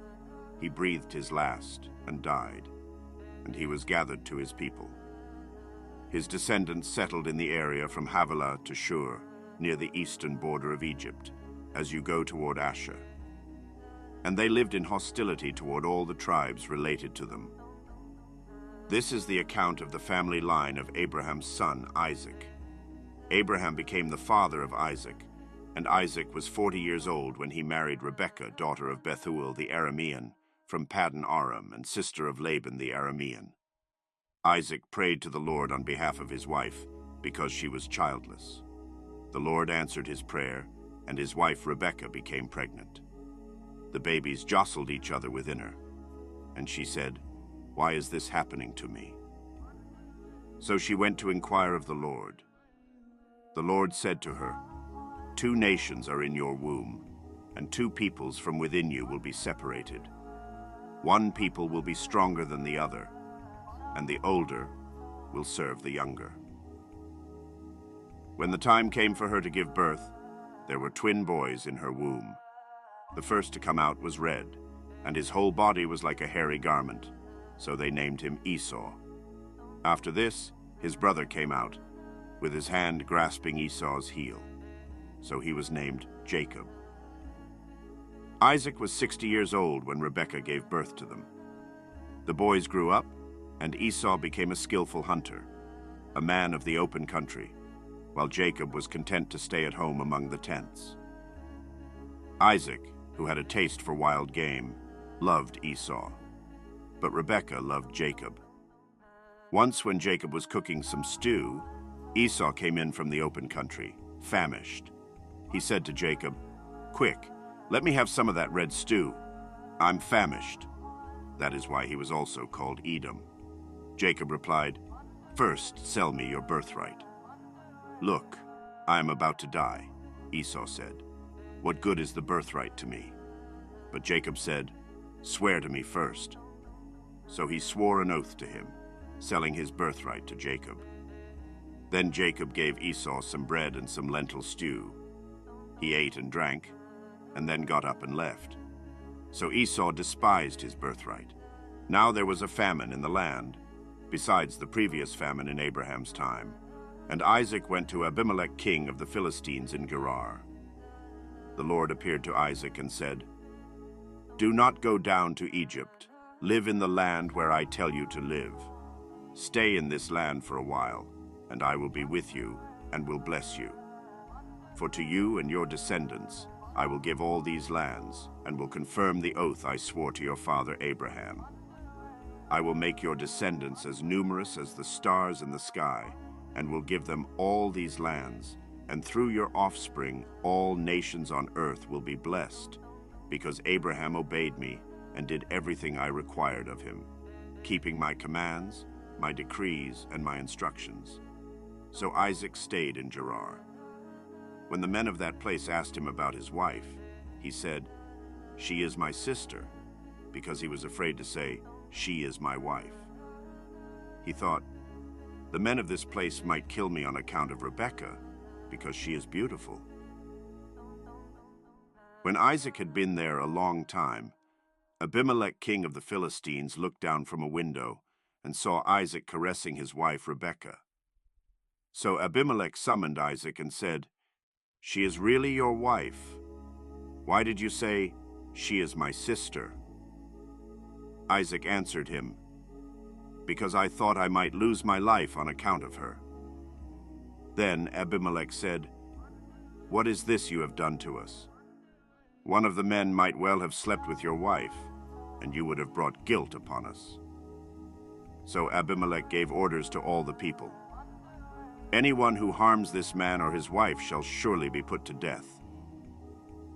Isaac planted crops in that land, and the same year reaped 100-fold, because the Lord blessed him. The man became rich, and his wealth continued to grow until he became very wealthy. He had so many flocks and herds and servants that the Philistines envied him. So all the wells that his father's servants had dug in the time of his father Abraham, the Philistines stopped up, filling them with earth. Then Abimelech said to Isaac, "Move away from us. You have become too powerful for us." So Isaac moved away from there and encamped in the valley of Gerar, where he settled. Isaac reopened the wells that had been dug in the time of his father Abraham, which the Philistines had stopped up after Abraham died, and he gave them the same names his father had given them. Isaac's servants dug in the valley and discovered a well of fresh water there. But the herders of Gerar quarreled with those of Isaac and said, "The water is ours." So he named the well Esek, because they disputed with him. Then they dug another well, but they quarreled over that one also. So he named it Sitnah. He moved on from there and dug another well, and no one quarreled over it.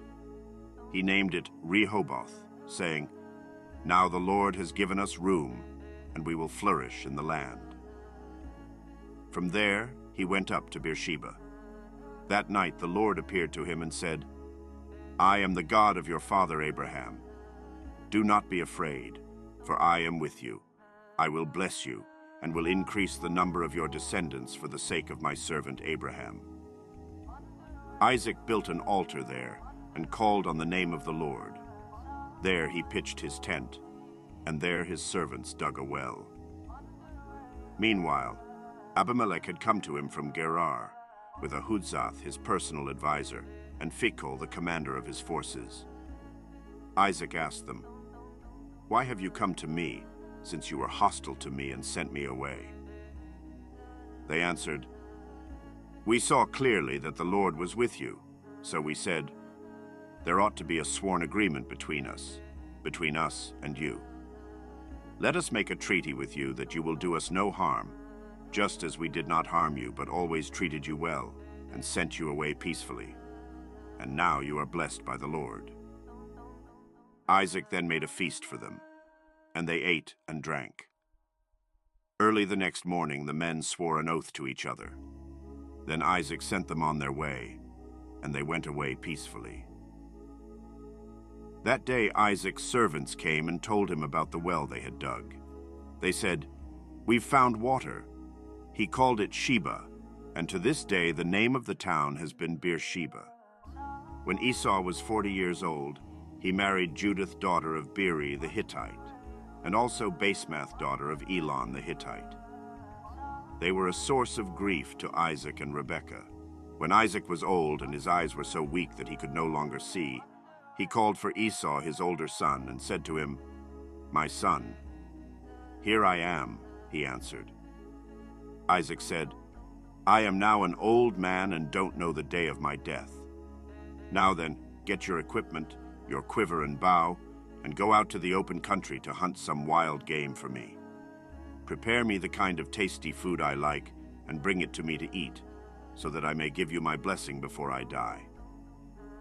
Now Rebekah was listening as Isaac spoke to his son Esau.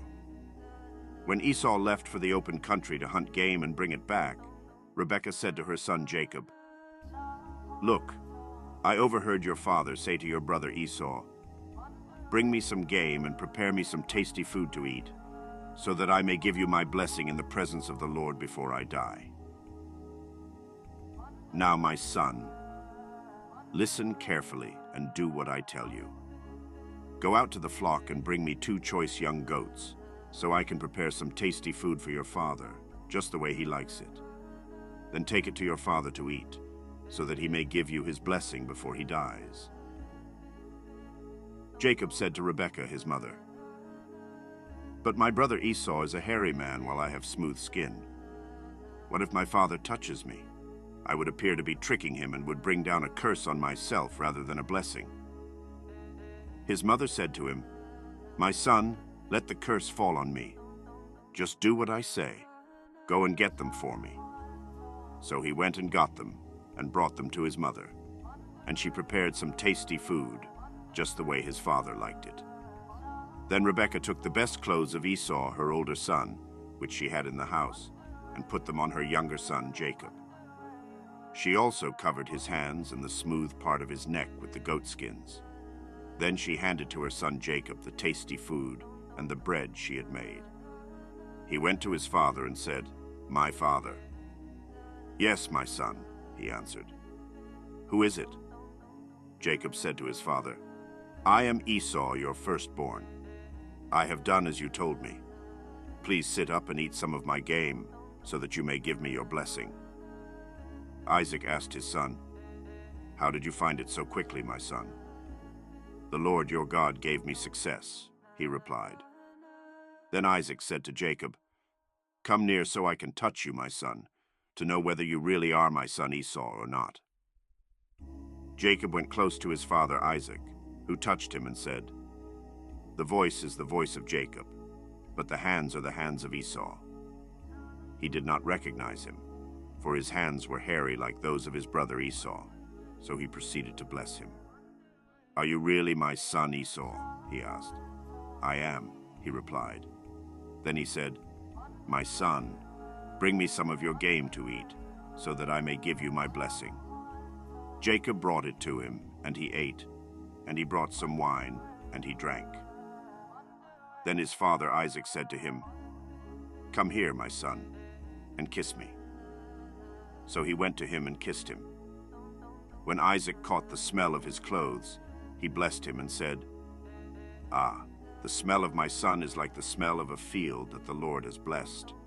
May God give you heaven's dew and earth's richness, an abundance of grain and new wine. May nations serve you and peoples bow down to you. Be Lord over your brothers, and may the sons of your mother bow down to you. May those who curse you be cursed, and those who bless you be blessed." After Isaac finished blessing him, and Jacob had scarcely left his father's presence, his brother Esau came in from hunting. He too prepared some tasty food and brought it to his father. Then he said to him, "My father, please sit up and eat some of my game, so that you may give me your blessing." His father Isaac asked him, "Who are you?" "I am your son," he answered, "your firstborn Esau." Isaac trembled violently and said, "Who was it then that hunted game and brought it to me? I ate it just before you came, and I blessed him, and indeed he will be blessed."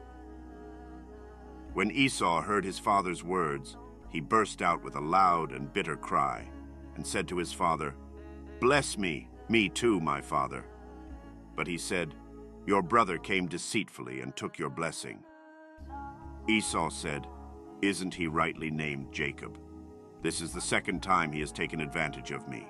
He took my birthright, and now he's taken my blessing." Then he asked, "Haven't you reserved any blessing for me?" Isaac answered Esau, "I have made him lord over you and have made all his relatives his servants, and I have sustained him with grain and new wine. So what can I possibly do for you, my son?" Esau said to his father, "Do you have only one blessing, my father? Bless me too, my father." Then Esau wept aloud. His father Isaac answered him, "Your dwelling will be away from the earth's richness, away from the dew of heaven above. You will live by the sword, and you will serve your brother. But when you grow restless, you will throw his yoke from off your neck." Esau held a grudge against Jacob because of the blessing his father had given him. He said to himself, "The days of mourning for my father are near. Then I will kill my brother Jacob." When Rebekah was told what her older son Esau had said, she sent for her younger son Jacob and said to him, "Your brother Esau is planning to avenge himself by killing you. Now then, my son, do what I say. Flee at once to my brother Laban in Haran. Stay with him for a while until your brother's fury subsides. When your brother is no longer angry with you and forgets what you did to him, I'll send word for you to come back from there. Why should I lose both of you in one day?" Then Rebekah said to Isaac, "I'm disgusted with living because of these Hittite women. If Jacob takes a wife from among the women of this land, from Hittite women like these, my life will not be worth living." So Isaac called for Jacob and blessed him. Then he commanded him, "Do not marry a Canaanite woman. Go at once to Paddan Aram, to the house of your mother's father Bethuel. Take a wife for yourself there, from among the daughters of Laban, your mother's brother. May God Almighty bless you and make you fruitful and increase your numbers until you become a community of peoples. May he give you and your descendants the blessing given to Abraham, so that you may take possession of the land where you now reside as a foreigner, the land God gave to Abraham." Then Isaac sent Jacob on his way, and he went to Paddan Aram, to Laban, son of Bethuel the Aramean, the brother of Rebekah, who was the mother of Jacob and Esau. Now Esau learned that Isaac had blessed Jacob, and had sent him to Paddan Aram to take a wife from there, and that when he blessed him he commanded him, "Do not marry a Canaanite woman," and that Jacob had obeyed his father and mother, and had gone to Paddan Aram. Esau then realized how displeasing the Canaanite women were to his father Isaac. So he went to Ishmael, and married Mahalath, the sister of Nebaioth, and daughter of Ishmael son of Abraham, in addition to the wives he already had. Jacob left Beersheba and set out for Haran. When he reached a certain place, he stopped for the night because the sun had set. Taking one of the stones there, he put it under his head and lay down to sleep. He had a dream in which he saw a stairway resting on the earth, with its top reaching to heaven, and the angels of God were ascending and descending on it. There above it stood the Lord, and he said, "I am the Lord, the God of your father Abraham, and the God of Isaac. I will give you and your descendants the land on which you are lying. Your descendants will be like the dust of the earth. and you will spread out to the west and to the east, to the north and to the south. All peoples on earth will be blessed through you and your offspring. I am with you and will watch over you wherever you go, and I will bring you back to this land. I will not leave you until I have done what I have promised you." When Jacob awoke from his sleep, he thought, "Surely the Lord is in this place, and I was not aware of it." He was afraid and said, "How awesome is this place! This is none other than the house of God. This is the gate of heaven." Early the next morning, Jacob took the stone he had placed under his head and set it up as a pillar and poured oil on top of it. He called that place Bethel, though the city used to be called Luz. Then Jacob made a vow, saying, "If God will be with me and will watch over me on this journey I am taking, and will give me food to eat and clothes to wear so that I return safely to my father's household, then the Lord will be my God, and this stone that I have set up as a pillar will be God's house. And of all that you give me, I will give you a tenth." Then Jacob continued on his journey and came to the land of the eastern peoples. There he saw a well in the open country, with 3 flocks of sheep lying near it, because the flocks were watered from that well. The stone over the mouth of the well was large. When all the flocks were gathered there, the shepherds would roll the stone away from the well's mouth and water the sheep. Then they would return the stone to its place over the mouth of the well. Jacob asked the shepherds, "My brothers, where are you from?" "We're from Haran," they replied. He said to them, "Do you know Laban, Nahor's grandson?" "Yes, we know him," they answered. Then Jacob asked them, "Is he well?" "Yes, he is," they said. "And here comes his daughter Rachel with the sheep." "Look," he said, "the sun is still high. It is not time for the flocks to be gathered. Water the sheep and take them back to pasture." "We can't," they replied, "until all the flocks are gathered and the stone has been rolled away from the mouth of the well. Then we will water the sheep." While he was still talking with them, Rachel came with her father's sheep, for she was a shepherd. When Jacob saw Rachel, daughter of his uncle Laban, and Laban's sheep, he went over and rolled the stone away from the mouth of the well, and watered his uncle's sheep. Then Jacob kissed Rachel and began to weep aloud. He had told Rachel that he was a relative of her father and a son of Rebekah. So she ran and told her father. As soon as Laban heard the news about Jacob, his sister's son, he hurried to meet him. He embraced him and kissed him and brought him to his home, and there Jacob told him all these things. Then Laban said to him, "You are my own flesh and blood." After Jacob had stayed with him for a whole month, Laban said to him, "Just because you are a relative of mine, should you work for me for nothing? Tell me what your wages should be." Now Laban had 2 daughters. The name of the older was Leah, and the name of the younger was Rachel. Leah had weak eyes, but Rachel had a lovely figure and was beautiful. Jacob was in love with Rachel and said, "I'll work for you 7 years in return for your younger daughter Rachel." Laban said, "It's better that I give her to you than to some other man. Stay here with me." So Jacob served 7 years to get Rachel, but they seemed like only a few days to him because of his love for her. Then Jacob said to Laban, "Give me my wife. My time is completed, and I want to make love to her." So Laban brought together all the people of the place and gave a feast. But when evening came, he took his daughter Leah and brought her to Jacob, and Jacob made love to her. And Laban gave his servant Zilpah to his daughter as her attendant. When morning came, there was Leah. So Jacob said to Laban, "What is this you have done to me? I served you for Rachel, didn't I? Why have you deceived me?" Laban replied, "It is not our custom here to give the younger daughter in marriage before the older one. Finish this daughter's bridal week. Then we will give you the younger one also, in return for another 7 years of work." And Jacob did so. He finished the week with Leah, and then Laban gave him his daughter Rachel to be his wife. Laban gave his servant Bilhah to his daughter Rachel as her attendant. Jacob made love to Rachel also, and his love for Rachel was greater than his love for Leah. And he worked for Laban another 7 years.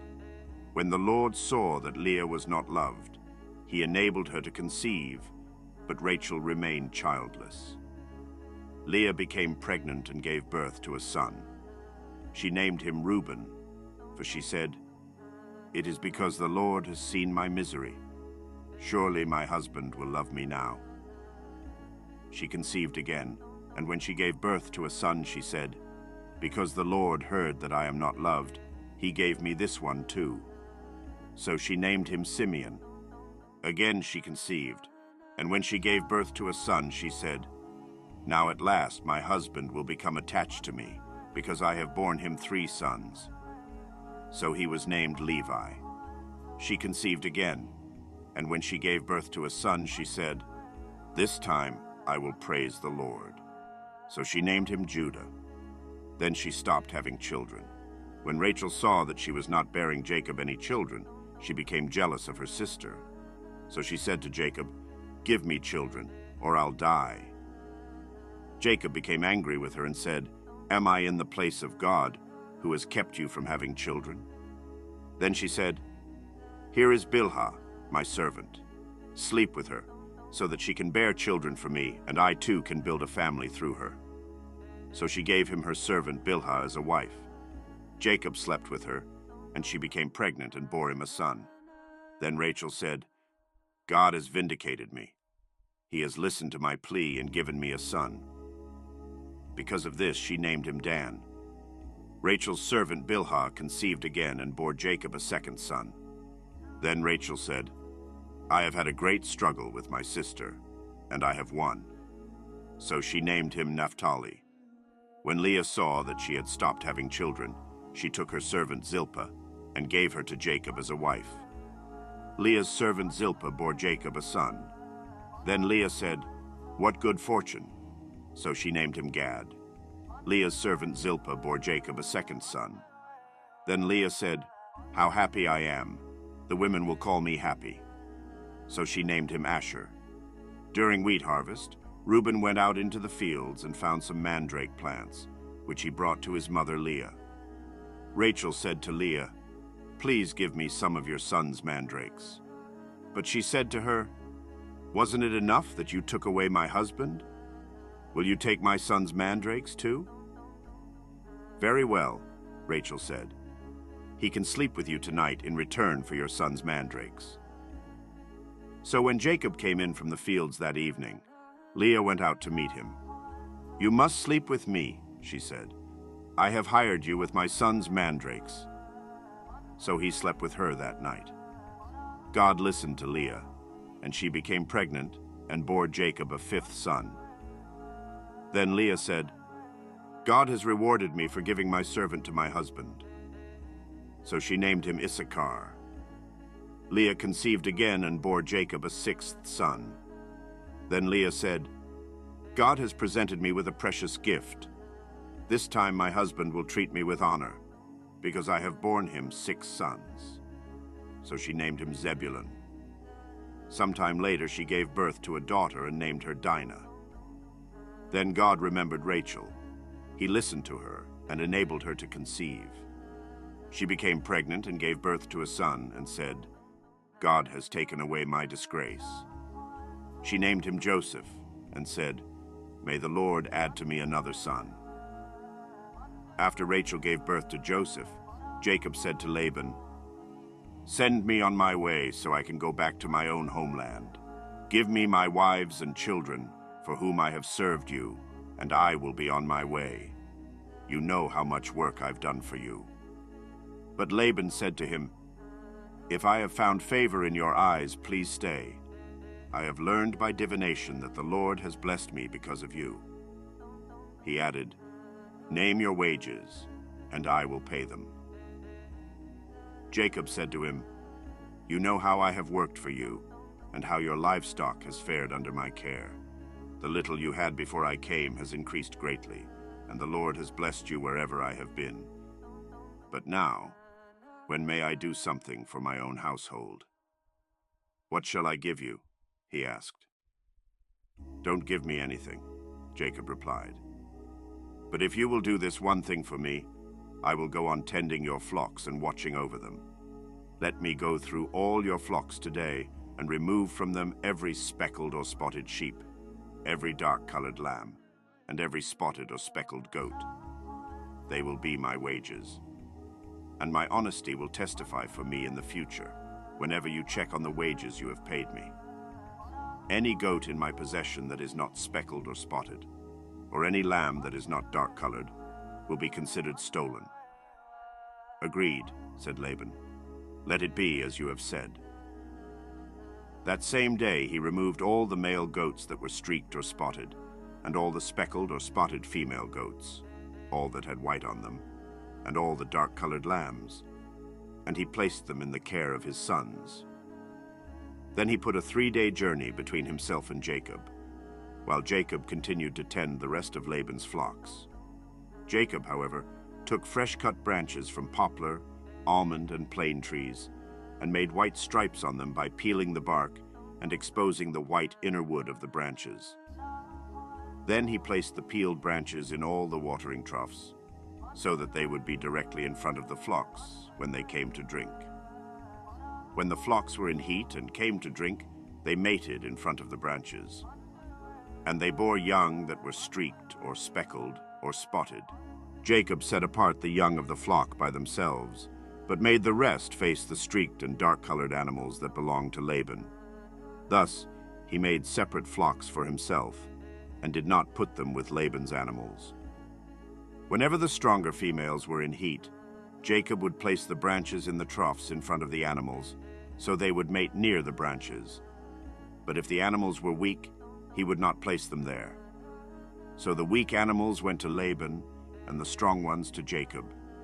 In this way the man grew exceedingly prosperous, and came to own large flocks, and female and male servants, and camels and donkeys. Jacob heard that Laban's sons were saying, "Jacob has taken everything our father owned and has gained all this wealth from what belonged to our father." And Jacob noticed that Laban's attitude toward him was not what it had been. Then the Lord said to Jacob, "Go back to the land of your fathers and to your relatives, and I will be with you." So Jacob sent word to Rachel and Leah to come out to the fields where his flocks were. He said to them, "I see that your father's attitude toward me is not what it was before, but the God of my father has been with me. You know that I've worked for your father with all my strength, yet your father has cheated me by changing my wages 10 times. However, God has not allowed him to harm me. If he said, 'The speckled ones will be your wages,' then all the flocks gave birth to speckled young. And if he said, 'The streaked ones will be your wages,' then all the flocks bore streaked young. So God has taken away your father's livestock and has given them to me. In breeding season, I once had a dream in which I looked up and saw that the male goats mating with the flock were streaked, speckled, or spotted. The angel of God said to me in the dream, 'Jacob.' I answered, 'Here I am.' And he said, 'Look up and see that all the male goats mating with the flock are streaked, speckled, or spotted, for I have seen all that Laban has been doing to you. I am the God of Bethel, where you anointed a pillar, and where you made a vow to me. Now leave this land at once, and go back to your native land.' Then Rachel and Leah replied, 'Do we still have any share in the inheritance of our father's estate? Does he not regard us as foreigners? Not only has he sold us, but he has used up what was paid for us. Surely all the wealth that God took away from our father belongs to us and our children. So do whatever God has told you.' Then Jacob put his children and his wives on camels, and he drove all his livestock ahead of him, along with all the goods he had accumulated in Paddan Aram, to go to his father Isaac in the land of Canaan. When Laban had gone to shear his sheep, Rachel stole her father's household gods. Moreover, Jacob deceived Laban the Aramean by not telling him he was running away. So he fled with all he had, crossed the Euphrates River, and headed for the hill country of Gilead. Laban pursues Jacob. On the third day, Laban was told that Jacob had fled. Taking his relatives with him, he pursued Jacob for 7 days and caught up with him in the hill country of Gilead. Then God came to Laban the Aramean in a dream at night and said to him, "Be careful not to say anything to Jacob, either good or bad." Jacob had pitched his tent in the hill country of Gilead when Laban overtook him, and Laban and his relatives camped there too. Then Laban said to Jacob, "What have you done? You've deceived me, and you've carried off my daughters like captives in war. Why did you run off secretly and deceive me? Why didn't you tell me, so I could send you away with joy and singing to the music of timbrels and harps? You didn't even let me kiss my grandchildren and my daughters goodbye. You have done a foolish thing. I have the power to harm you. But last night, the God of your father said to me, 'Be careful not to say anything to Jacob, either good or bad.' Now you have gone off because you long to return to your father's household. But why did you steal my gods?" Jacob answered Laban, "I was afraid, because I thought you would take your daughters away from me by force. But if you find anyone who has your gods, that person shall not live. In the presence of our relatives, see for yourself whether there is anything of yours here with me, and if so, take it." Now Jacob did not know that Rachel had stolen the gods. So Laban went into Jacob's tent, and into Leah's tent, and into the tent of the 2 female servants. But he found nothing. After he came out of Leah's tent, he entered Rachel's tent. Now Rachel had taken the household gods and put them inside her camel's saddle and was sitting on them. Laban searched through everything in the tent but found nothing. Rachel said to her father, "Don't be angry, my lord, that I cannot stand up in your presence. I'm having my period." So he searched but could not find the household gods. Jacob was angry and took Laban to task. "What is my crime?" he asked Laban. "How have I wronged you that you hunt me down? Now that you have searched through all my goods, what have you found that belongs to your household? Put it here in front of your relatives and mine, and let them judge between the 2 of us. I have been with you for 20 years now. Your sheep and goats have not miscarried, nor have I eaten rams from your flocks. I did not bring you animals torn by wild beasts. I bore the loss myself, and you demanded payment from me for whatever was stolen by day or night. This was my situation. The heat consumed me in the daytime and the cold at night, and sleep fled from my eyes. It was like this for the 20 years I was in your household. I worked for you 14 years for your 2 daughters and 6 years for your flocks, and you changed my wages 10 times. If the God of my father, the God of Abraham and the fear of Isaac, had not been with me, you would surely have sent me away empty-handed. But God has seen my hardship and the toil of my hands, and last night he rebuked you." Laban answered Jacob, "The women are my daughters, the children are my children, and the flocks are my flocks. All you see is mine. Yet what can I do today about these daughters of mine, or about the children they have borne? Come now, let's make a covenant, you and I, and let it serve as a witness between us." So Jacob took a stone and set it up as a pillar. He said to his relatives, "Gather some stones." So they took stones and piled them in a heap, and they ate there by the heap. Laban called it Jegar Sahadutha, and Jacob called it Galeed. Laban said, "This heap is a witness between you and me today." That is why it was called Galeed. It was also called Mizpah, because he said, "May the Lord keep watch between you and me when we are away from each other. If you mistreat my daughters, or if you take any wives besides my daughters, even though no one is with us, remember that God is a witness between you and me." Laban also said to Jacob, "Here is this heap, and here is this pillar I have set up between you and me. This heap is a witness, and this pillar is a witness, that I will not go past this heap to your side to harm you, and that you will not go past this heap and pillar to my side to harm me. May the God of Abraham and the God of Nahor, the God of their father, judge between us." So Jacob took an oath in the name of the fear of his father Isaac. He offered a sacrifice there in the hill country and invited his relatives to a meal. After they had eaten, they spent the night there. Early the next morning, Laban kissed his grandchildren and his daughters and blessed them. Then he left and returned home. Jacob continued on his way, and the angels of God met him. When Jacob saw them, he said, "This is the camp of God." So he named that place Mahanaim. Jacob sent messengers ahead of him to his brother Esau in the land of Seir, the country of Edom. He instructed them, "This is what you are to say to my lord Esau. Your servant Jacob says, 'I have been staying with Laban and have remained there till now. I have cattle and donkeys, sheep and goats, male and female servants. Now I am sending this message to my lord, that I may find favor in your eyes.'" When the messengers returned to Jacob, they said, "We went to your brother Esau, and now he is coming to meet you, and 400 men are with him." In great fear and distress, Jacob divided the people who were with him into 2 groups, and the flocks and herds and camels as well. He thought, "If Esau comes and attacks one group, the group that is left may escape." Then Jacob prayed, "O God of my father Abraham, God of my father Isaac, Lord, you who said to me, 'Go back to your country and your relatives, and I will make you prosper.' I am unworthy of all the kindness and faithfulness you have shown your servant. I had only my staff when I crossed this Jordan, but now I have become 2 camps.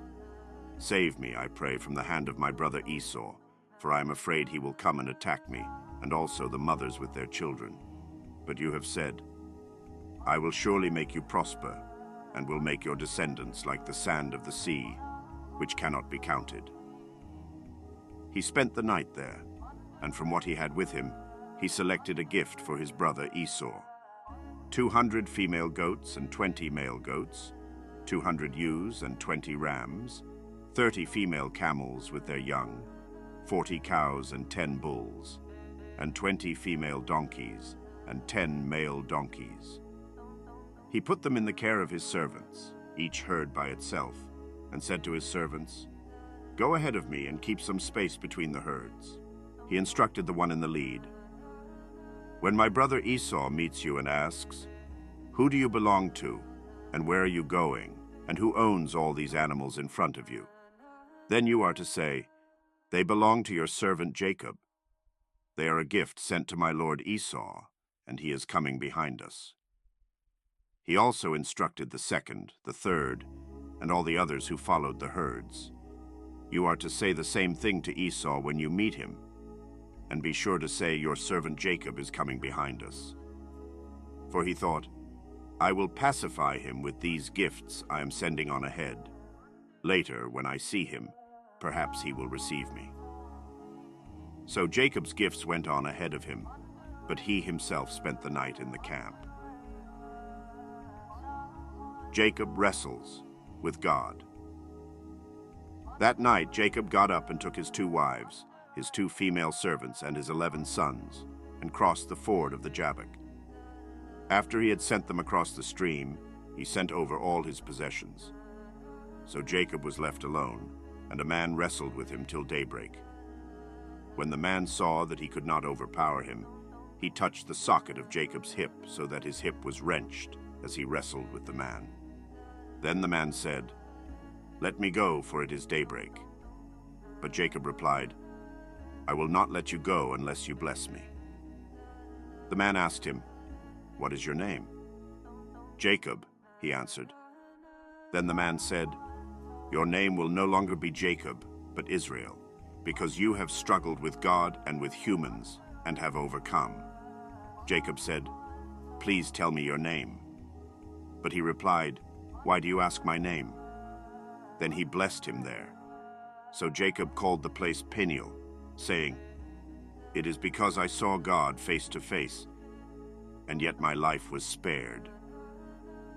The sun rose above him as he passed Peniel, and he was limping because of his hip. Therefore, to this day, the Israelites do not eat the tendon attached to the socket of the hip, because the socket of Jacob's hip was touched near the tendon. Jacob looked up and saw Esau approaching with his 400 men. To prepare, he divided the children among Leah, Rachel, and the 2 female servants.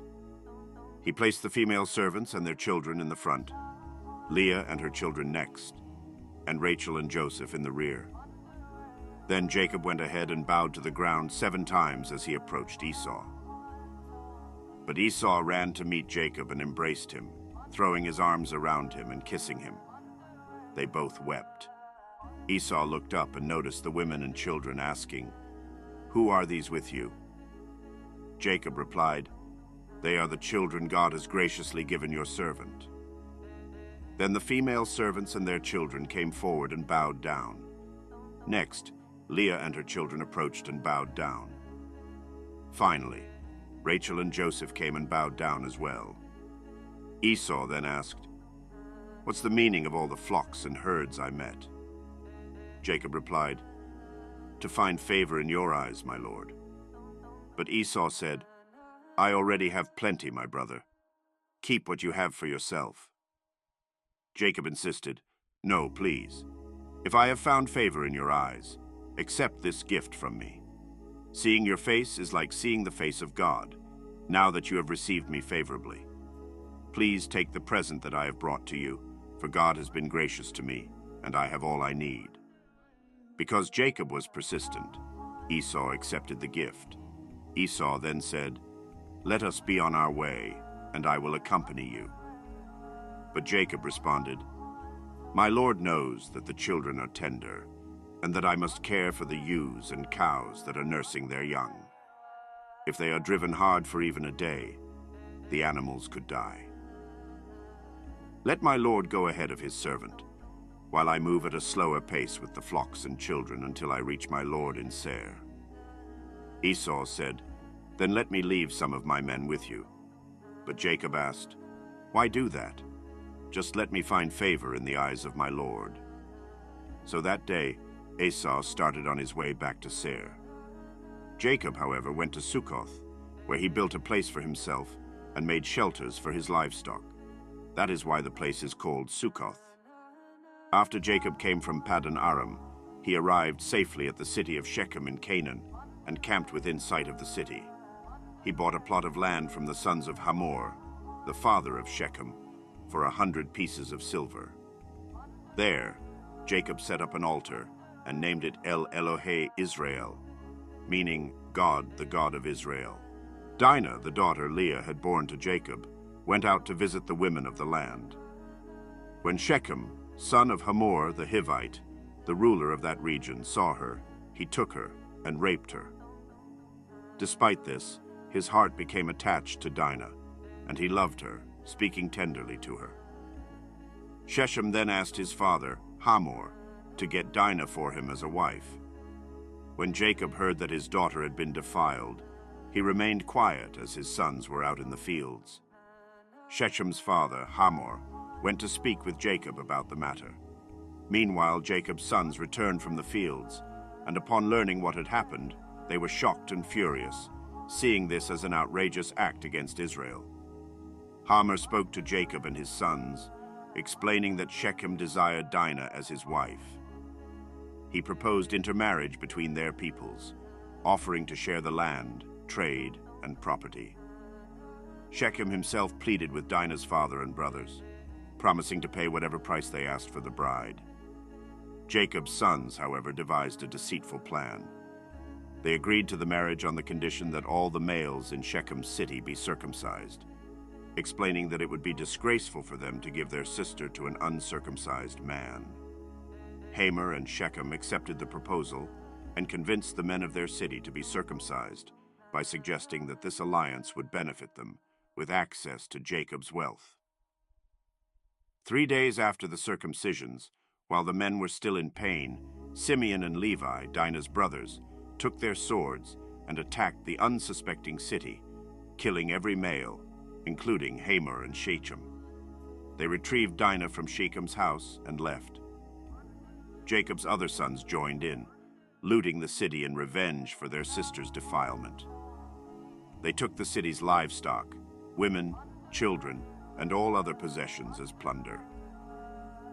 Jacob, alarmed by his sons' actions, rebuked Simeon and Levi, warning that they had made him a target for attack by the surrounding Canaanites and Perizzites. He feared that, being few in number, their household could be destroyed if attacked. However, Simeon and Levi responded, asking, "Should he have treated our sister like a prostitute?" God instructs Jacob to go up to Bethel and settle there, instructing him to build an altar to God, who appeared to him when he was fleeing from Esau. Jacob, in response, tells his household to get rid of any foreign gods, purify themselves, and change their clothes. They give him the foreign gods and earrings, and Jacob buries them under the oak at Shechem. As they journey, the fear of God falls on the surrounding towns, preventing anyone from pursuing them. Jacob and his people arrive at Luz, Bethel, where he builds an altar and names the place El Bethel, because God had revealed himself to Jacob there when he fled from Esau. Deborah, Rebekah's nurse, dies and is buried near Bethel under an oak named Alon Bakuth, Oak of Weeping. God appears to Jacob again and blesses him, confirming his name change from Jacob to Israel. God reaffirms the promises made to Abraham and Isaac, promising Jacob that a nation and a community of nations will come from him, and that kings will be among his descendants. He also promises the land of Canaan to Jacob's descendants. Jacob sets up a stone pillar at the place where God spoke to him, pouring out a drink offering and oil on it. He names the place Bethel. As they travel onward from Bethel, Rachel goes into labor with great difficulty. The midwife reassures her that she is giving birth to another son. However, Rachel dies during childbirth, naming her son Ben-Oni, son of my sorrow, but Jacob renames him Benjamin, son of the right hand. Rachel is buried on the way to Ephrath, Bethlehem, and Jacob sets up a pillar over her tomb. Jacob, now Israel, moves on and pitches his tent beyond Migdal Eder. During this time, Reuben, Jacob's firstborn, sleeps with Bilhah, his father's concubine, and Jacob hears about it. The chapter then lists the 12 sons of Jacob: Leah's sons, Reuben, Jacob's firstborn, Simeon, Levi, Judah, Issachar, and Zebulun; Rachel's sons, Joseph and Benjamin; Bilhah's sons, Rachel's servant, Dan and Naphtali; Zilpah's sons, Leah's servant, Gad and Asher. Jacob eventually returns to his father Isaac in Mamre near Hebron, where Abraham and Isaac had stayed. Isaac lives to be 180 years old, and when he dies, he is gathered to his people, old and full of years. Esau and Jacob come together to bury him. This is the account of the family line of Esau, that is, Edom. Esau took his wives from the women of Canaan: Adah, daughter of Elon the Hittite, and Oholibamah, daughter of Anah, and granddaughter of Zibeon the Hivite; also Basemath, daughter of Ishmael, and sister of Nebaioth. Adah bore Eliphaz to Esau, Basemath bore Ruel, and Oholibamah bore Jush, Jalam, and Korah. These were the sons of Esau, who were born to him in Canaan. Esau took his wives and sons and daughters and all the members of his household, as well as his livestock and all his other animals, and all the goods he had acquired in Canaan, and moved to a land some distance from his brother Jacob. Their possessions were too great for them to remain together. The land where they were staying could not support them both because of their livestock. So Esau, that is, Edom, settled in the hill country of Seir. This is the account of the family line of Esau, the father of the Edomites in the hill country of Seir. These are the names of Esau's sons: Eliphaz, the son of Esau's wife Adah, and Rael, the son of Esau's wife Basemath.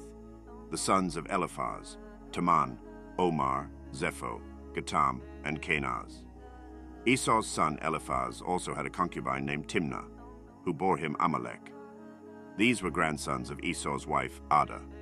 The sons of Roel: Nahath, Zerah, Shammah, and Mizah. These were grandsons of Esau's wife Basemath. The sons of Esau's wife Oholibama, daughter of Anah and granddaughter of Zibeon, whom she bore to Esau, Josh, Jalam, and Korah. These were the chiefs among Esau's descendants. The sons of Eliphaz, the firstborn of Esau, chiefs Teman, Omar, Zepho, Kenaz, Korah, Gatam, and Amalek. These were the chiefs descended from Eliphaz in Edom. They were grandsons of Adah. The sons of Esau's son Reuel, chiefs Nahath, Zerah, Shammah, and Mizah. These were the chiefs descended from Reuel in Edom. They were grandsons of Esau's wife Basemath. The sons of Esau's wife Oholibama, chiefs Jush, Jalam, and Korah. These were the chiefs descended from Esau's wife Oholibama, daughter of Anah. These were the sons of Esau, that is Edom, and these were their chiefs. These were the sons of Seir the Horite, who were living in the region: Lotan, Shobal, Zibeon, Anah, Dishon, Ezer, and Dishan. These sons of Seir in Edom were Horite chiefs. The sons of Lotan, Hori and Homam. Timnah was Lotan's sister. The sons of Shobal, Alvan, Manahath, Ebal, Shepho, and Onam. The sons of Zibeon, Aya and Anah. This is the Anah who discovered the hot springs in the desert while he was grazing the donkeys of his father Zibeon. The children of Anah, Dishon, and Oholibama, daughter of Anah. The sons of Dishon, Hemdan, Eshban, Ithran, and Kiran. The sons of Ezer, Bilhan, Zavan, and Akan. The sons of Dishan, Uz and Aran. These were the Horite chiefs: Lotan, Shobal, Zibeon, Anah, Dishon, Ezer, and Dishan. These were the Horite chiefs, according to their divisions, in the land of Seir, the rulers of Edom. These were the kings who reigned in Edom before any Israelite king reigned. Bela son of Beor became king of Edom. His city was named Dinhaba. When Bela died, Jobab son of Zerah from Bozrah succeeded him as king. When Jobab died, Husham from the land of the Temanites succeeded him as king. When Husham died, Hadad son of Bedad, who defeated Midian in the country of Moab, succeeded him as king. His city was named Avith. When Hadad died, Samlah from Masrekah succeeded him as king. When Samlah died, Shaul from Rehoboth on the river succeeded him as king. When Shaul died, Baal-Hanan son of Akbor succeeded him as king. When Baal-Hanan son of Akbor died, Hadad succeeded him as king. His city was named Pau, and his wife's name was Mehetabel, daughter of Matred, the daughter of Mezahab. These were the chiefs descended from Esau, by name, according to their clans and regions: Timnah, Alvah, Jetheth, Oholibama, Elah, Pinon, Kenaz, Teman, Mibzar, Magdiel, and Iram. These were the chiefs of Edom, according to their settlements in the land they occupied.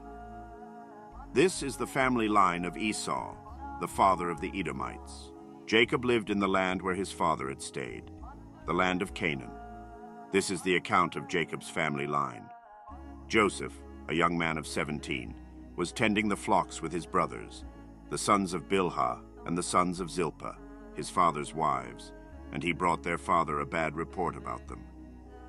Now Israel loved Joseph more than any of his other sons, because he had been born to him in his old age, and he made an ornate robe for him.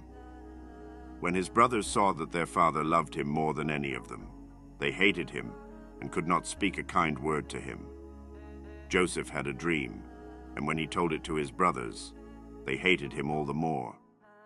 He said to them, "Listen to this dream I had.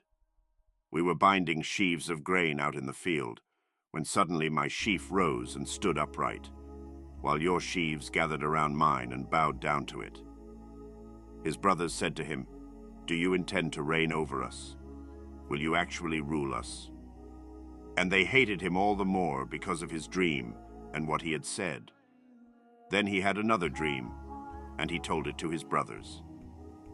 "Listen," he said, "I had another dream, and this time the sun and moon and 11 stars were bowing down to me. When he told his father as well as his brothers, his father rebuked him and said, "What is this dream you had? Will your mother and I and your brothers actually come and bow down to the ground before you?" His brothers were jealous of him, but his father kept the matter in mind. Joseph sold by his brothers. Now his brothers had gone to graze their father's flocks near Shechem, and Israel said to Joseph, "As you know, your brothers are grazing the flocks near Shechem. Come, I am going to send you to them." "Very well," he replied. So he said to him, "Go and see if all is well with your brothers and with the flocks, and bring word back to me." Then he sent him off from the valley of Hebron. When Joseph arrived at Shechem, a man found him wandering around in the fields and asked him, "What are you looking for?" He replied, "I'm looking for my brothers. Can you tell me where they are grazing their flocks?" "They have moved on from here," the man answered. "I heard them say, 'Let's go to Dothan.'" So Joseph went after his brothers and found them near Dothan. But they saw him in the distance, and before he reached them, they plotted to kill him. "Here comes that dreamer," they said to each other. "Come now, let's kill him and throw him into one of these cisterns and say that a ferocious animal devoured him. Then we'll see what comes of his dreams." When Reuben heard this, he tried to rescue him from their hands. "Let's not take his life," he said. "Don't shed any blood. Throw him into this cistern here in the wilderness, but don't lay a hand on him." Reuben said this to rescue him from them and take him back to his father. So when Joseph came to his brothers, they stripped him of his robe, the ornate robe he was wearing, and they took him and threw him into the cistern. The cistern was empty. There was no water in it. As they sat down to eat their meal, they looked up and saw a caravan of Ishmaelites coming from Gilead. Their camels were loaded with spices, balm, and myrrh, and they were on their way to take them down to Egypt. Judah said to his brothers, "What will we gain if we kill our brother and cover up his blood? Come, let's sell him to the Ishmaelites and not lay our hands on him. After all, he is our brother, our own flesh and blood." His brothers agreed.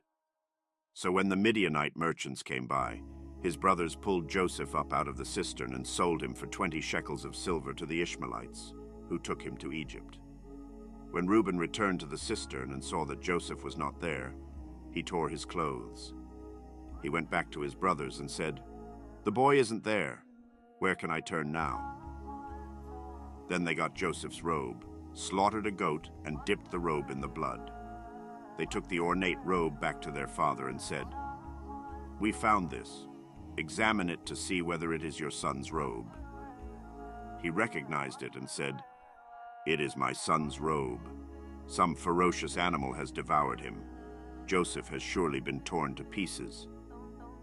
Then Jacob tore his clothes, put on sackcloth, and mourned for his son many days. All his sons and daughters came to comfort him, but he refused to be comforted. "No," he said, "I will continue to mourn until I join my son in the grave." So his father wept for him. Meanwhile, the Midianites sold Joseph in Egypt to Potiphar, one of Pharaoh's officials, the captain of the guard. At that time, Judah left his brothers and went down to stay with a man of Adullam named Hira.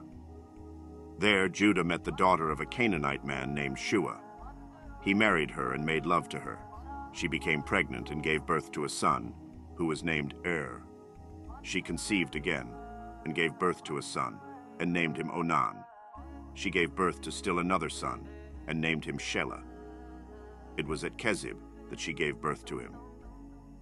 Judah got a wife for his firstborn, and her name was Tamar. But Judah's firstborn, was wicked in the Lord's sight, so the Lord put him to death. Then Judah said to Onan, "Sleep with your brother's wife, and fulfill your duty to her as a brother-in-law to raise up offspring for your brother." But Onan knew that the child would not be his, so whenever he slept with his brother's wife, he spilled his semen on the ground to keep from providing offspring for his brother. What he did was wicked in the Lord's sight, So the Lord put him to death also. Judah then said to his daughter-in-law Tamar, "Live as a widow in your father's household until my son Shelah grows up." For he thought, "He may die too, just like his brothers." So Tamar went to live in her father's household. After a long time, Judah's wife, the daughter of Shua, died. When Judah had recovered from his grief, he went up to Timnah, to the men who were shearing his sheep, and his friend Hira the Adullamite went with him. When Tamar was told, "Your father-in-law is on his way to Timnah to shear his sheep," she took off her widow's clothes, covered herself with a veil to disguise herself, and then sat down at the entrance to Enaim, which is on the road to Timnah. For she saw that, though Shelah had now grown up, she had not been given to him as his wife. When Judah saw her, he thought she was a prostitute, for she had covered her face. Not realizing that she was his daughter-in-law, he went over to her by the roadside and said, "Come now, let me sleep with you." "And what will you give me to sleep with you?" she asked. "I'll send you a young goat from my flock," he said. "Will you give me something as a pledge until you send it?" she asked. He said, "What pledge should I give you?" "Your seal and its cord, and the staff in your hand," she answered. So he gave them to her and slept with her, and she became pregnant by him. After she left, she took off her veil and put on her widow's clothes again. Meanwhile, Judah sent the young goat by his friend the Adullamite in order to get his pledge back from the woman, but he did not find her. He asked the men who lived there, "Where is the shrine prostitute who was beside the road at Enaim?" "There hasn't been any shrine prostitute here," they said. So he went back to Judah and said, "I didn't find her. Besides, the men who lived there said, 'There hasn't been any shrine prostitute here.'" Then Judah said, "Let her keep what she has, or we will become a laughing stock. After all, I did send her this young goat, but you didn't find her." About 3 months later, Judah was told, "Your daughter-in-law Tamar is guilty of prostitution, and as a result, she is now pregnant." Judah said, "Bring her out and have her burned to death." As she was being brought out, she sent a message to her father-in-law. "I am pregnant by the man who owns these," she said. And she added, "See if you recognize whose seal and cord and staff these are." Judah recognized them and said, "She is more righteous than I, since I wouldn't give her to my son Shelah." And he did not sleep with her again. When the time came for her to give birth, there were twin boys in her womb. As she was giving birth, one of them put out his hand. So the midwife took a scarlet thread and tied it on his wrist and said, "This one came out first." But when he drew back his hand, his brother came out, and she said, "So this is how you have broken out." And he was named Perez. Then his brother, who had the scarlet thread on his wrist, came out, and he was named Zerah. Now Joseph had been taken down to Egypt. Potiphar, an Egyptian who was one of Pharaoh's officials, the captain of the guard, bought him from the Ishmaelites who had taken him there. The Lord was with Joseph so that he prospered, and he lived in the house of his Egyptian master. When his master saw that the Lord was with him, and that the Lord gave him success in everything he did, Joseph found favor in his eyes and became his attendant. Potiphar put him in charge of his household, and he entrusted to his care everything he owned. From the time he put him in charge of his household and of all that he owned, the Lord blessed the household of the Egyptian because of Joseph. The blessing of the Lord was on everything Potiphar had, both in the house and in the field. So Potiphar left everything he had in Joseph's care. With Joseph in charge, he did not concern himself with anything except the food he ate.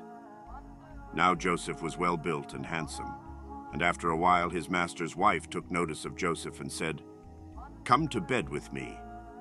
But he refused. "With me in charge," he told her. "My master does not concern himself with anything in the house. Everything he owns he has entrusted to my care. No one is greater in this house than I am. My master has withheld nothing from me except you, because you are his wife. How then could I do such a wicked thing and sin against God?" And though she spoke to Joseph day after day, he refused to go to bed with her or even be with her. One day he went into the house to attend to his duties, and none of the household servants was inside. She caught him by his cloak and said, "Come to bed with me." But he left his cloak in her hand and ran out of the house. When she saw that he had left his cloak in her hand and had run out of the house, she called her household servants. "Look," she said to them, "this Hebrew has been brought to us to make sport of us. He came in here to sleep with me, but I screamed. When he heard me scream for help, he left his cloak beside me and ran out of the house." She kept his cloak beside her until his master came home. Then she told him this story. "That Hebrew slave you brought us came to me to make sport of me. But as soon as I screamed for help, he left his cloak beside me and ran out of the house." When his master heard the story, his wife told him, saying, "This is how your slave treated me." He burned with anger. Joseph's master took him and put him in prison, the place where the king's prisoners were confined. But while Joseph was there in the prison, the Lord was with him. He showed him kindness and granted him favor in the eyes of the prison warden. So the warden put Joseph in charge of all those held in the prison, and he was made responsible for all that was done there. The warden paid no attention to anything under Joseph's care, because the Lord was with Joseph and gave him success in whatever he did. Sometime later, the cupbearer and the baker of the king of Egypt offended their master, the king of Egypt. Pharaoh was angry with his two officials, the chief cupbearer and the chief baker, and put them in custody in the house of the captain of the guard, in the same prison where Joseph was confined. The captain of the guard assigned them to Joseph, and he attended them. After they had been in custody for some time, each of the two men, the cupbearer and the baker of the king of Egypt, who were being held in prison, had a dream the same night, and each dream had a meaning of its own. When Joseph came to them the next morning, he saw that they were dejected. So he asked Pharaoh's officials who were in custody with him in his master's house, "Why do you look so sad today?" "We both had dreams," they answered, "but there is no one to interpret them."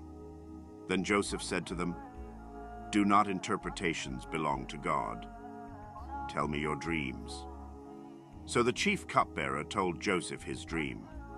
He said to him, "In my dream I saw a vine in front of me, and on the vine were 3 branches. As soon as it budded, it blossomed, and its clusters ripened into grapes.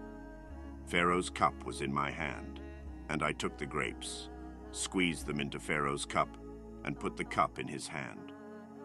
"This is what it means," Joseph said to him. "The 3 branches are 3 days. Within 3 days, Pharaoh will lift up your head and restore you to your position, and you will put Pharaoh's cup in his hand, just as you used to do when you were his cupbearer.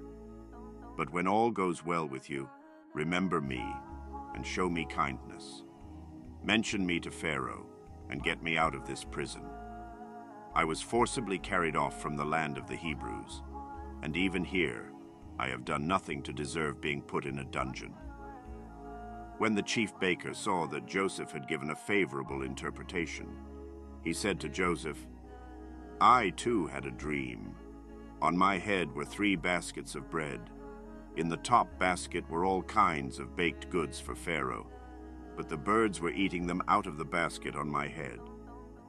"This is what it means," Joseph said. "The 3 baskets are 3 days. Within 3 days, Pharaoh will lift off your head and impale your body on a pole, and the birds will eat away your flesh." Now the 3rd day was Pharaoh's birthday, and he gave a feast for all his officials.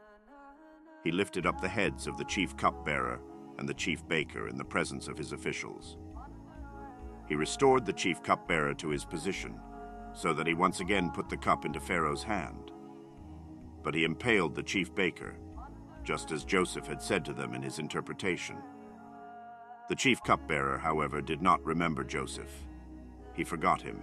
When 2 full years had passed, Pharaoh had a dream. He was standing by the Nile, when out of the river there came up 7 cows, sleek and fat, and they grazed among the reeds.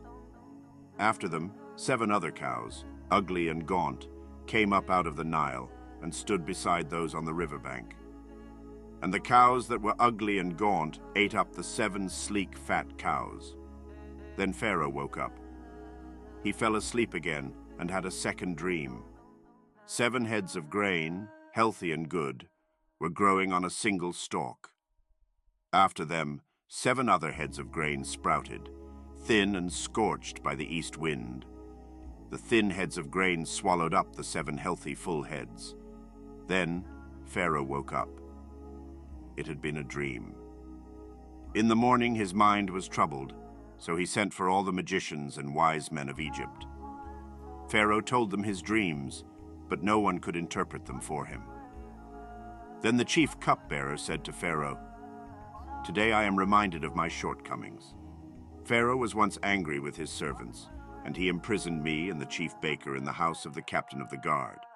Each of us had a dream the same night, and each dream had a meaning of its own. Now a young Hebrew was there with us, a servant of the captain of the guard. We told him our dreams, and he interpreted them for us, giving each man the interpretation of his dream. And things turned out exactly as he interpreted them to us. I was restored to my position, and the other man was impaled. So Pharaoh sent for Joseph, and he was quickly brought from the dungeon.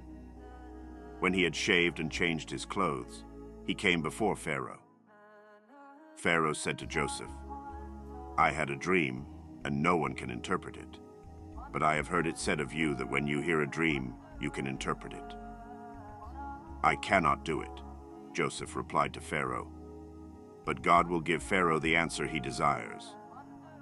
Then Pharaoh said to Joseph, "In my dream I was standing on the bank of the Nile, when out of the river there came up 7 cows, fat and sleek, and they grazed among the reeds. After them, 7 other cows came up, scrawny and very ugly and lean. I had never seen such ugly cows in all the land of Egypt.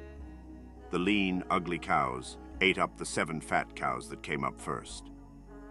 But even after they ate them, no one could tell that they had done so. They looked just as ugly as before. Then I woke up. In my dream, I saw 7 heads of grain, full and good, growing on a single stalk. After them, 7 other heads sprouted, withered and thin and scorched by the east wind. The thin heads of grain swallowed up the 7 good heads. I told this to the magicians, but none of them could explain it to me." Then Joseph said to Pharaoh, "The dreams of Pharaoh are one and the same. God has revealed to Pharaoh what he is about to do. The 7 good cows are 7 years, and the 7 good heads of grain are 7 years. It is one and the same dream. The 7 lean, ugly cows that came up afterward are 7 years, and so are the 7 worthless heads of grain scorched by the east wind. They are 7 years of famine. It is just as I said to Pharaoh. God has shown Pharaoh what he is about to do. 7 years of great abundance are coming throughout the land of Egypt, but 7 years of famine will follow them. Then all the abundance in Egypt will be forgotten, and the famine will ravage the land. The abundance in the land will not be remembered, because the famine that follows it will be so severe." The reason the dream was given to Pharaoh in 2 forms is that the matter has been firmly decided by God, and God will do it soon. And now let Pharaoh look for a discerning and wise man and put him in charge of the land of Egypt. Let Pharaoh appoint commissioners over the land to take 1/5 of the harvest of Egypt during the 7 years of abundance. They should collect all the food of these good years that are coming and store up the grain under the authority of Pharaoh, to be kept in the cities for food. This food should be held in reserve for the country, to be used during the 7 years of famine that will come upon Egypt, so that the country may not be ruined by the famine." The plan seemed good to Pharaoh and to all his officials. So Pharaoh asked them, "Can we find anyone like this man, one in whom is the Spirit of God?" Then Pharaoh said to Joseph, "I am Pharaoh, but without your word no one will lift hand or foot in all Egypt." Pharaoh gave Joseph the name Zaphanath-Paneah and gave him Asenath, daughter of Potipharah, priest of On, to be his wife. And Joseph went throughout the land of Egypt. Joseph was 30 years old when he entered the service of Pharaoh, king of Egypt. And Joseph went out from Pharaoh's presence and traveled throughout Egypt. During the 7 years of abundance, the land produced plentifully. Joseph collected all the food produced in those 7 years of abundance in Egypt and stored it in the cities. In each city, he put the food grown in the fields surrounding it. Joseph stored up huge quantities of grain like the sand of the sea. It was so much that he stopped keeping records because it was beyond measure. Before the years of famine came, 2 sons were born to Joseph by Asenath, daughter of Potipharah, priest of On. Joseph named his firstborn Manasseh and said, "It is because God has made me forget all my trouble and all my father's household."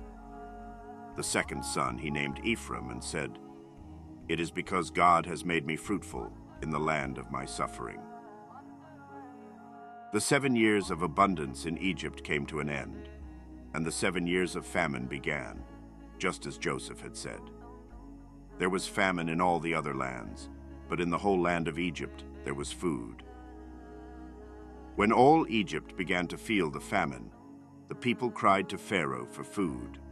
Then Pharaoh told all the Egyptians, "Go to Joseph and do what he tells you." When the famine had spread over the whole country, Joseph opened all the storehouses and sold grain to the Egyptians, for the famine was severe throughout Egypt. And all the world came to Egypt to buy grain from Joseph, because the famine was severe everywhere. When Jacob learned that there was grain in Egypt, he said to his sons, "Why do you just keep looking at each other?" He continued, "I have heard that there is grain in Egypt. Go down there and buy some for us, so that we may live and not die." Then 10 of Joseph's brothers went down to buy grain from Egypt. But Jacob did not send Benjamin, Joseph's brother, with the others, because he was afraid that harm might come to him. So Israel's sons were among those who went to buy grain, for there was famine in the land of Canaan also. Now Joseph was the governor of the land, the person who sold grain to all its people. So when Joseph's brothers arrived, they bowed down to him with their faces to the ground.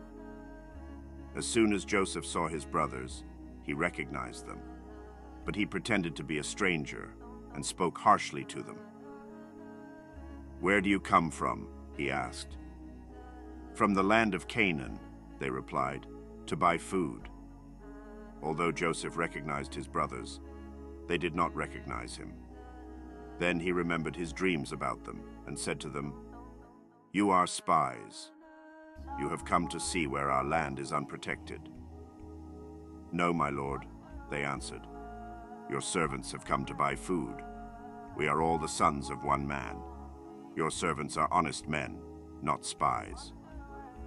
"No," he said to them, "you have come to see where our land is unprotected." But they replied, "Your servants were 12 brothers, the sons of one man who lives in the land of Canaan. The youngest is now with our father, and one is no more." Joseph said to them, "It is just as I told you. You are spies, and this is how you will be tested. As surely as Pharaoh lives, you will not leave this place unless your youngest brother comes here.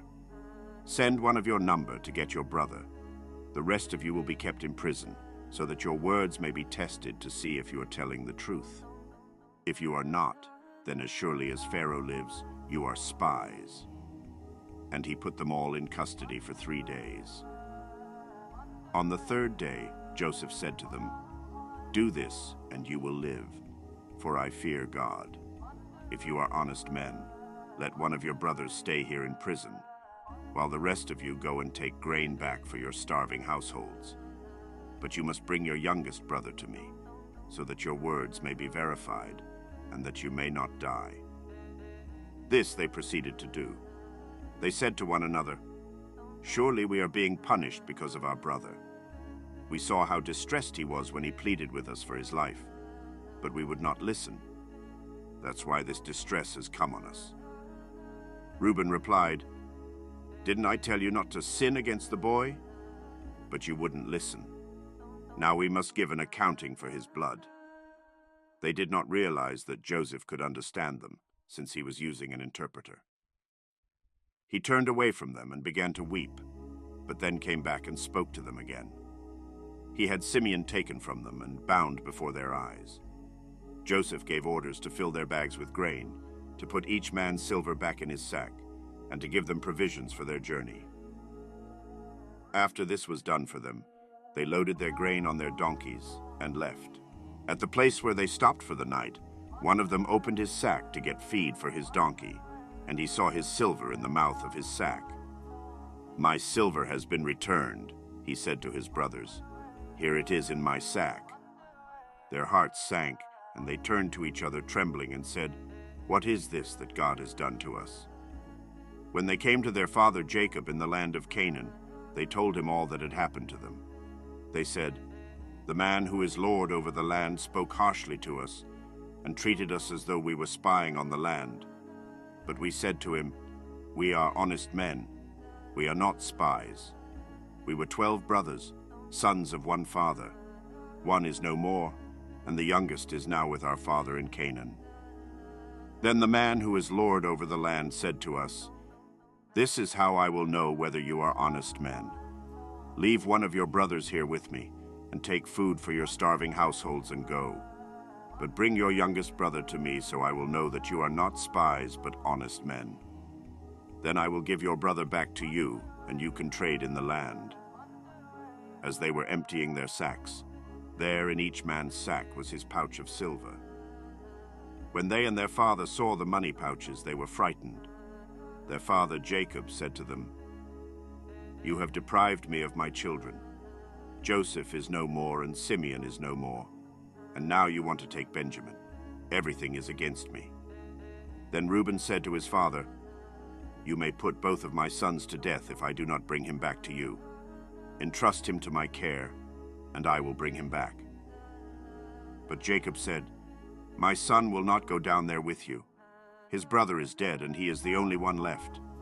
If harm comes to him on the journey you are taking, you will bring my gray head down to the grave in sorrow.' Now the famine was still severe in the land. So when they had eaten all the grain they had brought from Egypt, their father said to them, 'Go back and buy us a little more food.' But Judah said to him, 'The man warned us solemnly, "You will not see my face again unless your brother is with you. If you will send our brother along with us, we will go down and buy food for you. But if you will not send him, we will not go down, because the man said to us, "You will not see my face again unless your brother is with you." Israel asked, "Why did you bring this trouble on me by telling the man you had another brother?" They replied, "The man questioned us closely about ourselves and our family. 'Is your father still living?' he asked us. 'Do you have another brother?' We simply answered his questions. How were we to know he would say, 'Bring your brother down here'?" Then Judah said to Israel his father, "Send the boy along with me, and we will go at once, so that we and you and our children may live and not die. I myself will guarantee his safety. You can hold me personally responsible for him. If I do not bring him back to you and set him here before you, I will bear the blame before you all my life. As it is, if we had not delayed, we could have gone and returned twice." Then their father Israel said to them, "If it must be, then do this. Put some of the best products of the land in your bags and take them down to the man as a gift. A little balm and a little honey, some spices and myrrh, some pistachio nuts and almonds. Take double the amount of silver with you, for you must return the silver that was put back into the mouths of your sacks. Perhaps it was a mistake. Take your brother also and go back to the man at once. And may God Almighty grant you mercy before the man, so that he will let your other brother and Benjamin come back with you. As for me, if I am bereaved, I am bereaved." So the men took the gifts and double the amount of silver, and Benjamin also. They hurried down to Egypt and presented themselves to Joseph.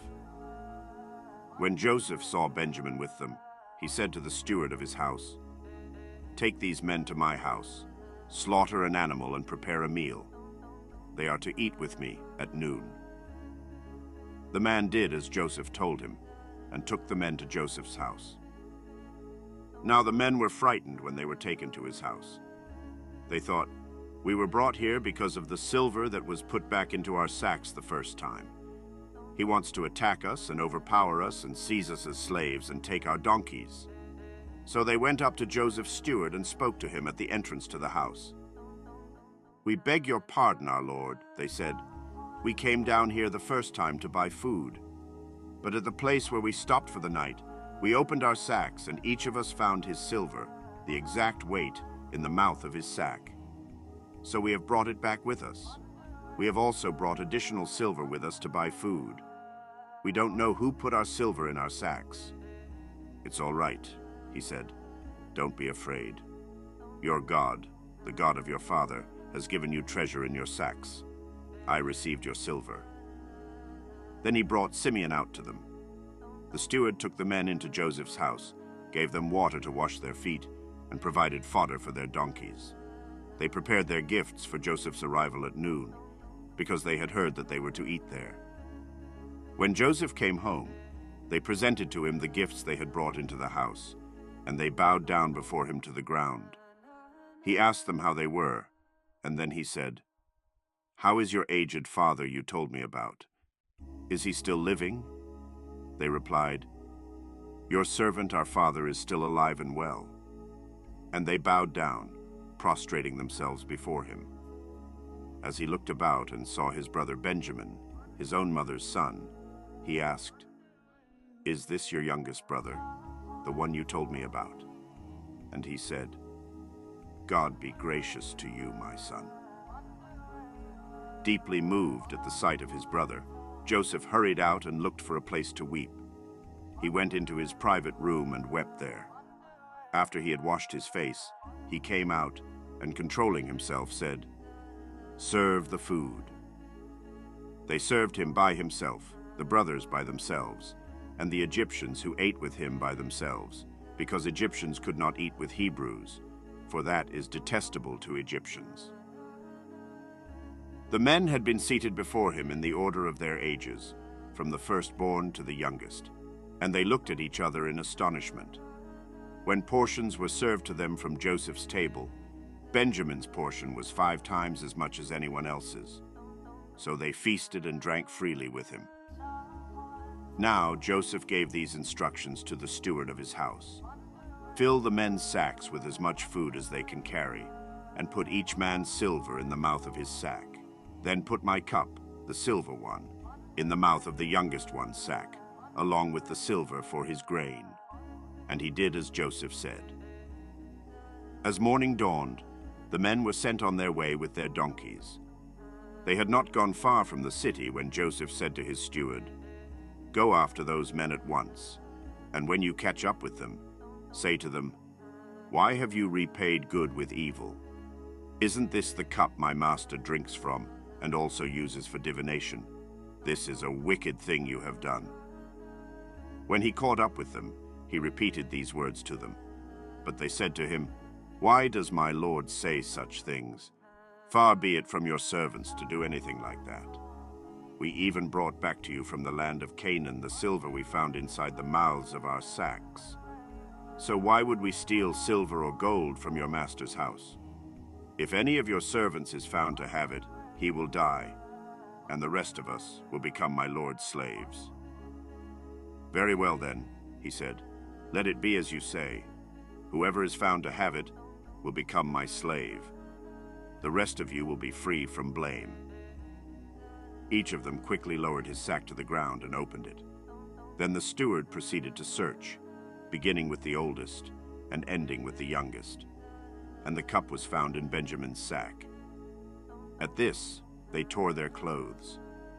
Then they all loaded their donkeys and returned to the city.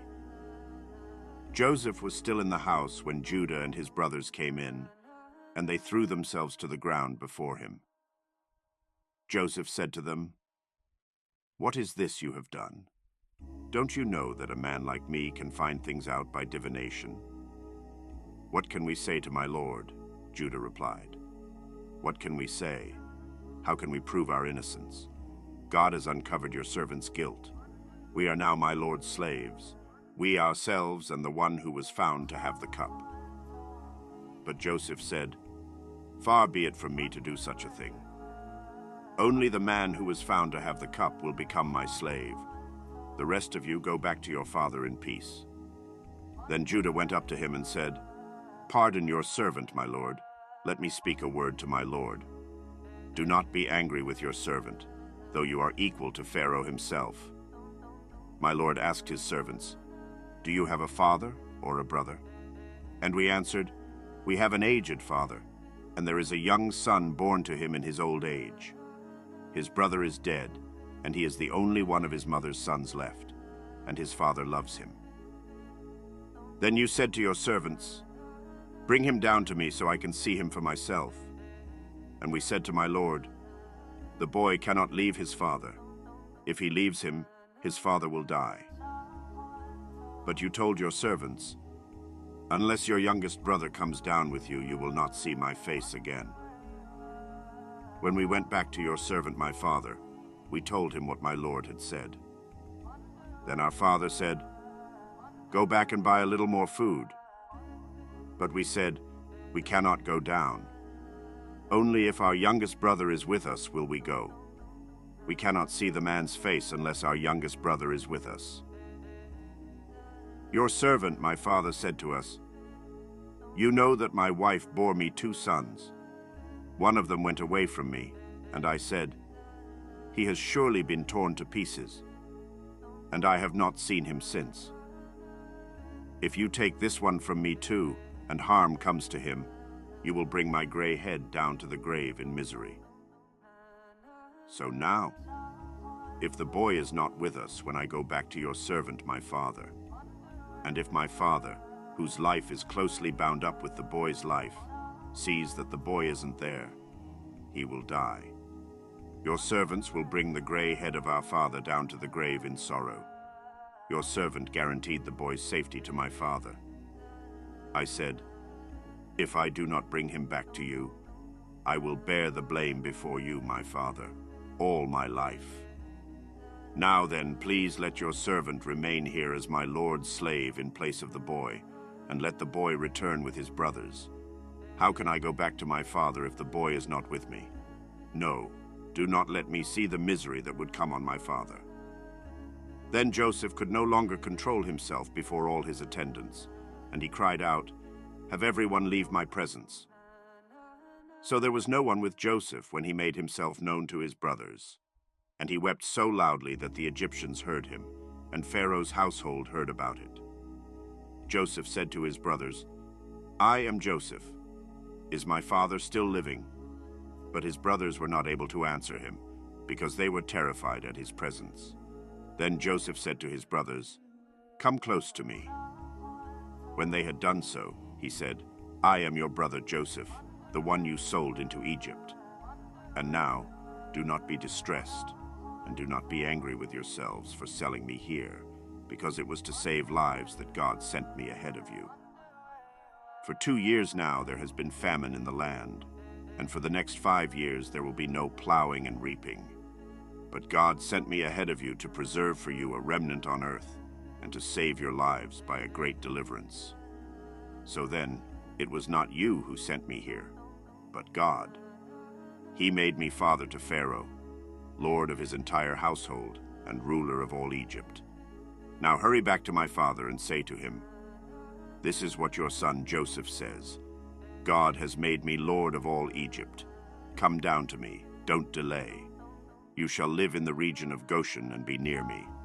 You, your children and grandchildren, your flocks and herds, and all you have.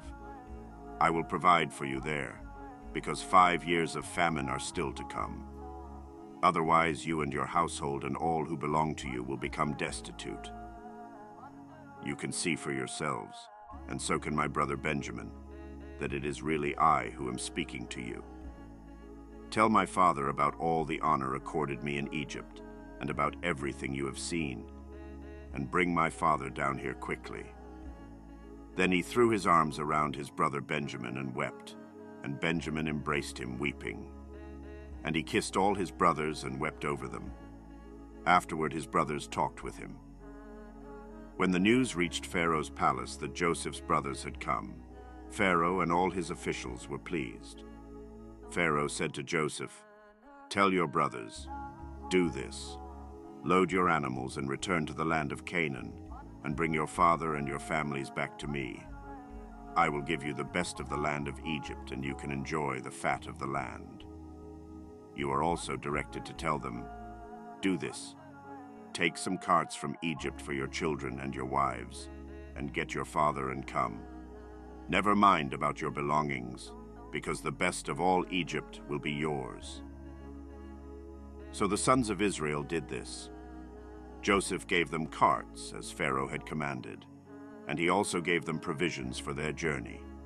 To each of them he gave new clothing, but to Benjamin he gave 300 shekels of silver and 5 sets of clothes, and this is what he sent to his father: 10 donkeys loaded with the best things of Egypt, and 10 female donkeys loaded with grain and bread and other provisions for his journey. Then he sent his brothers away, and as they were leaving he said to them, "Don't quarrel on the way." So they went up out of Egypt and came to their father Jacob in the land of Canaan. They told him, "Joseph is still alive. In fact, he is ruler of all Egypt." Jacob was stunned. He did not believe them. But when they told him everything Joseph had said to them, and when he saw the carts Joseph had sent to carry him back, the spirit of their father Jacob revived. And Israel said, "I'm convinced. My son Joseph is still alive. I will go and see him before I die." So Israel set out with all that was his. And when he reached Beersheba, he offered sacrifices to the God of his father Isaac. And God spoke to Israel in a vision at night and said, "Jacob, Jacob." "Here I am," he replied. "I am God, the God of your father," he said. "Do not be afraid to go down to Egypt, for I will make you into a great nation there. I will go down to Egypt with you, and I will surely bring you back again, and Joseph's own hand will close your eyes." Then Jacob left Beersheba, and Israel's sons took their father Jacob and their children and their wives in the carts that Pharaoh had sent to transport him. So Jacob and all his offspring went to Egypt, taking with them their livestock and the possessions they had acquired in Canaan. Jacob brought with him to Egypt his sons and grandsons, and his daughters and granddaughters, all his offspring. These are the names of the sons of Israel, Jacob and his descendants, who went to Egypt: Reuben, the firstborn of Jacob. The sons of Reuben: Hanok, Palu, Hezron, and Carmi. The sons of Simeon: Jemuel, Jamin, Ohad, Jachin, Zohar, and Shoal, the son of a Canaanite woman. The sons of Levi: Gershon, Kohath, and Merari. The sons of Judah: Onan, Shelah, Perez, and Zerah. But and Onan had died in the land of Canaan. The sons of Perez: Hezron and Hamul. The sons of Issachar: Tola, Pua, Jashub, and Shimron. The sons of Zebulun: Sered, Elon, and Jaleel. These were the sons Leah bore to Jacob in Paddan Aram, besides his daughter Dinah. These sons and daughters of his were 33 in all. The sons of Gad: Zephon, Hagi, Shuni, Esbon, Eri, Arodi, and Areli. The sons of Asher: Imnah, Ishva, Ishvi, and Beriah. Their sister was Sarah. The sons of Beriah: Heber and Malchiel. These were the children born to Jacob by Zilpah, whom Laban had given to his daughter Leah, 16 in all. The sons of Jacob's wife Rachel: Joseph and Benjamin. In Egypt, Manasseh and Ephraim were born to Joseph by Asenath, daughter of Potipharah, priest of On. The sons of Benjamin: Bela, Becher, Ashbel, Gera, Naaman, Ehi, Rosh, Muppim, Huppim, and Ard. These were the sons of Rachel who were born to Jacob, 14 in all. The son of Dan, Hushim. The sons of Naphtali, Jaziel, Guni, Jezer, and Shillem. These were the sons born to Jacob by Bilhah, whom Laban had given to his daughter Rachel, 7 in all. All those who went to Egypt with Jacob, those who were his direct descendants, not counting his sons' wives, numbered 66 persons. With the 2 sons who had been born to Joseph in Egypt, the members of Jacob's family, which went to Egypt, were 70 in all. Now Jacob sent Judah ahead of him to Joseph to get directions to Goshen. When they arrived in the region of Goshen, Joseph had his chariot made ready and went to Goshen to meet his father Israel. As soon as Joseph appeared before him, he threw his arms around his father and wept for a long time. Israel said to Joseph, "Now I am ready to die, since I have seen for myself that you are still alive." Then Joseph said to his brothers and to his father's household, "I will go up and speak to Pharaoh and will say to him, 'My brothers and my father's household, who were living in the land of Canaan, have come to me. The men are shepherds, they tend livestock, and they have brought along their flocks and herds and everything they own.' When Pharaoh calls you in and asks, 'What is your occupation?' you should answer, 'Your servants have tended livestock from our boyhood on, just as our fathers did.' Then you will be allowed to settle in the region of Goshen, for all shepherds are detestable to the Egyptians." Joseph went and told Pharaoh, "My father and brothers, with their flocks and herds and everything they own, have come from the land of Canaan and are now in Goshen." He chose 5 of his brothers and presented them before Pharaoh. Pharaoh asked the brothers, "What is your occupation?" "Your servants are shepherds," they replied to Pharaoh, "just as our fathers were." They also said to him, "We have come to live here for a while, because the famine is severe in Canaan, and your servants' flocks have no pasture. So now please let your servants settle in Goshen." Pharaoh said to Joseph, "Your father and your brothers have come to you, and the land of Egypt is before you. Settle your father and your brothers in the best part of the land. Let them live in Goshen. And if you know of any among them with special ability, put them in charge of my own livestock." Then Joseph brought his father Jacob in and presented him before Pharaoh. After Jacob blessed Pharaoh, Pharaoh asked him, "How old are you?" And Jacob said to Pharaoh, "The years of my pilgrimage are 130. My years have been few and difficult, and they do not equal the years of the pilgrimage of my fathers." Then Jacob blessed Pharaoh and went out from his presence. So Joseph settled his father and his brothers in Egypt and gave them property in the best part of the land, the district of Ramesses, as Pharaoh directed. Joseph also provided his father and his brothers and all his father's household with food, according to the number of their children. There was no food, however, in the whole region, because the famine was severe. Both Egypt and Canaan wasted away because of the famine. Joseph collected all the money that was to be found in Egypt and Canaan in payment for the grain they were buying, and he brought it to Pharaoh's palace. When the money of the people of Egypt and Canaan was gone, all Egypt came to Joseph and said, "Give us food. Why should we die before your eyes? Our money is all gone." "Then bring your livestock," said Joseph. "I will sell you food in exchange for your livestock, since your money is gone." So they brought their livestock to Joseph, and he gave them food in exchange for their horses, their sheep and goats, their cattle and donkeys. And he brought them through that year with food in exchange for all their livestock. When that year was over, they came to him the following year and said, "We cannot hide from our Lord the fact that since our money is gone and our livestock belongs to you, there is nothing left for our Lord except our bodies and our land. Why should we perish before your eyes, we and our land as well? Buy us and our land in exchange for food, and we with our land will be in bondage to Pharaoh. Give us seed so that we may live and not die, and that the land may not become desolate." So Joseph bought all the land in Egypt for Pharaoh. The Egyptians, one and all, sold their fields, because the famine was too severe for them. The land became Pharaoh's, and Joseph reduced the people to servitude from one end of Egypt to the other. However, he did not buy the land of the priests, because they received a regular allotment from Pharaoh, and had food enough from the allotment Pharaoh gave them. That is why they did not sell their land. Joseph said to the people, "Now that I have bought you and your land today for Pharaoh, here is seed for you, so you can plant the ground. But when the crop comes in, give a fifth of it to Pharaoh. The other 4/5 you may keep as seed for the fields, and as food for yourselves and your households and your children." "You have saved our lives," they said. "May we find favor in the eyes of our Lord. We will be in bondage to Pharaoh."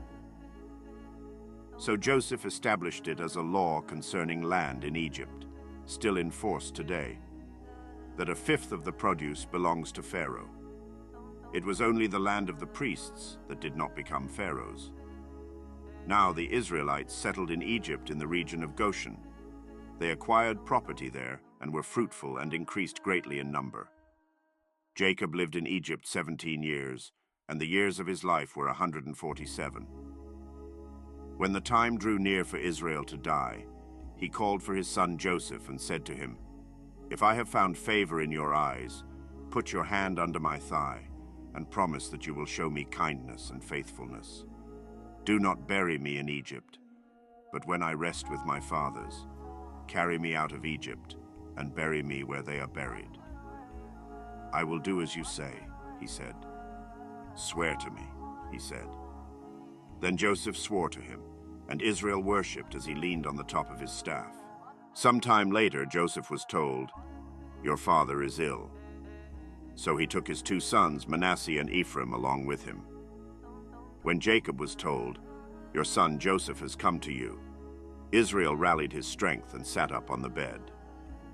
Jacob said to Joseph, "God Almighty appeared to me at Luz in the land of Canaan, and there he blessed me and said to me, 'I'm going to make you fruitful and increase your numbers.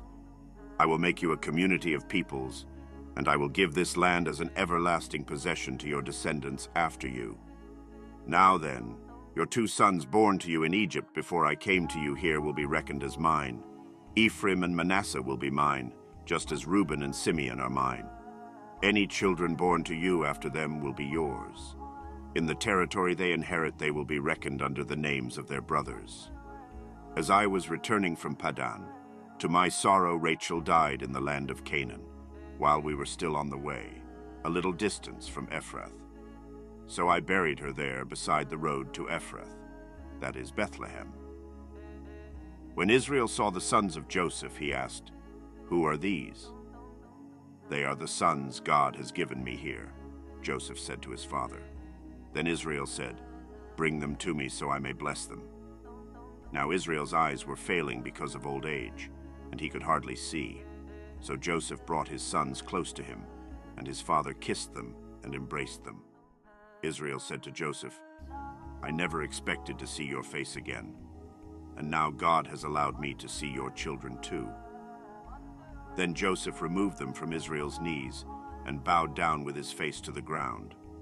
And Joseph took both of them, Ephraim on his right toward Israel's left hand, and Manasseh on his left toward Israel's right hand, and brought them close to him. But Israel reached out his right hand and put it on Ephraim's head, though he was the younger, and crossing his arms, he put his left hand on Manasseh's head, even though Manasseh was the firstborn.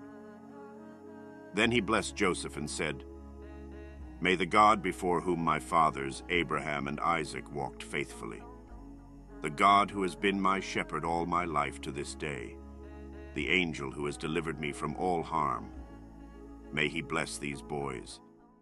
May they be called by my name and the names of my fathers, Abraham and Isaac, and may they increase greatly on the earth." When Joseph saw his father placing his right hand on Ephraim's head, he was displeased, so he took hold of his father's hand to move it from Ephraim's head to Manasseh's head. Joseph said to him, "No, my father, this one is the firstborn. Put your right hand on his head." But his father refused and said, "I know, my son, I know. He too will become a people, and he too will become great. Nevertheless, his younger brother will be greater than he, and his descendants will become a group of nations." He blessed them that day and said, "In your name will Israel pronounce this blessing. May God make you like Ephraim and Manasseh." So he put Ephraim ahead of Manasseh. Then Israel said to Joseph, "I am about to die, but God will be with you and take you back to the land of your fathers. And to you I give one more ridge of land than to your brothers, the ridge I took from the Amorites with my sword and my bow." Then Jacob called for his sons and said, "Gather around so I can tell you what will happen to you in days to come. Assemble and listen, sons of Jacob. Listen to your father Israel. Reuben, you are my firstborn, my might, the first sign of my strength, excelling in honor, excelling in power. Turbulent as the waters, you will no longer excel, for you went up onto your father's bed, onto my couch, and defiled it.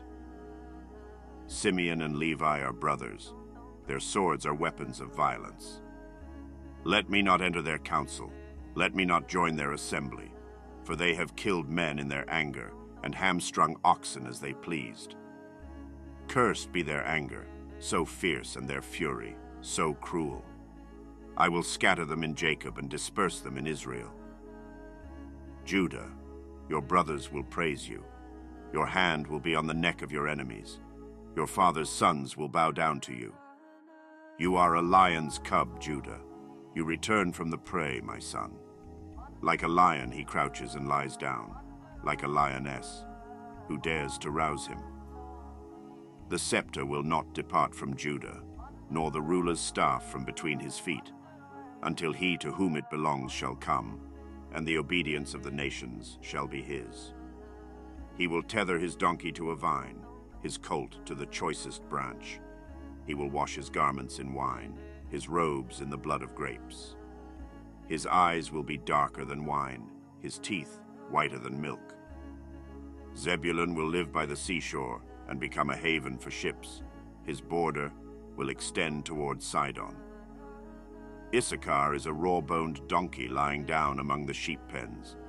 When he sees how good is his resting place and how pleasant is his land, he will bend his shoulder to the burden and submit to forced labor. Dan will provide justice for his people as one of the tribes of Israel. Dan will be a snake by the roadside, a viper along the path, that bites the horse's heels so that its rider tumbles backward. I look for your deliverance, Lord.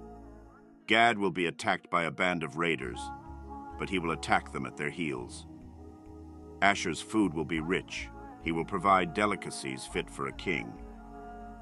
Naphtali is a doe set free that bears beautiful fawns. Joseph is a fruitful vine near a spring, whose branches climb over a wall. With bitterness archers attacked him. They shot at him with hostility. But his bow remained steady.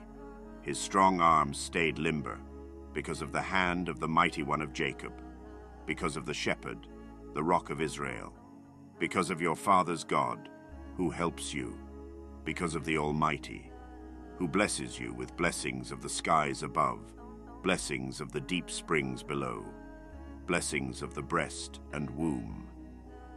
Your father's blessings are greater than the blessings of the ancient mountains, than the bounty of the age-old hills. Let all these rest on the head of Joseph, on the brow of the prince among his brothers. Benjamin is a ravenous wolf. In the morning he devours the prey.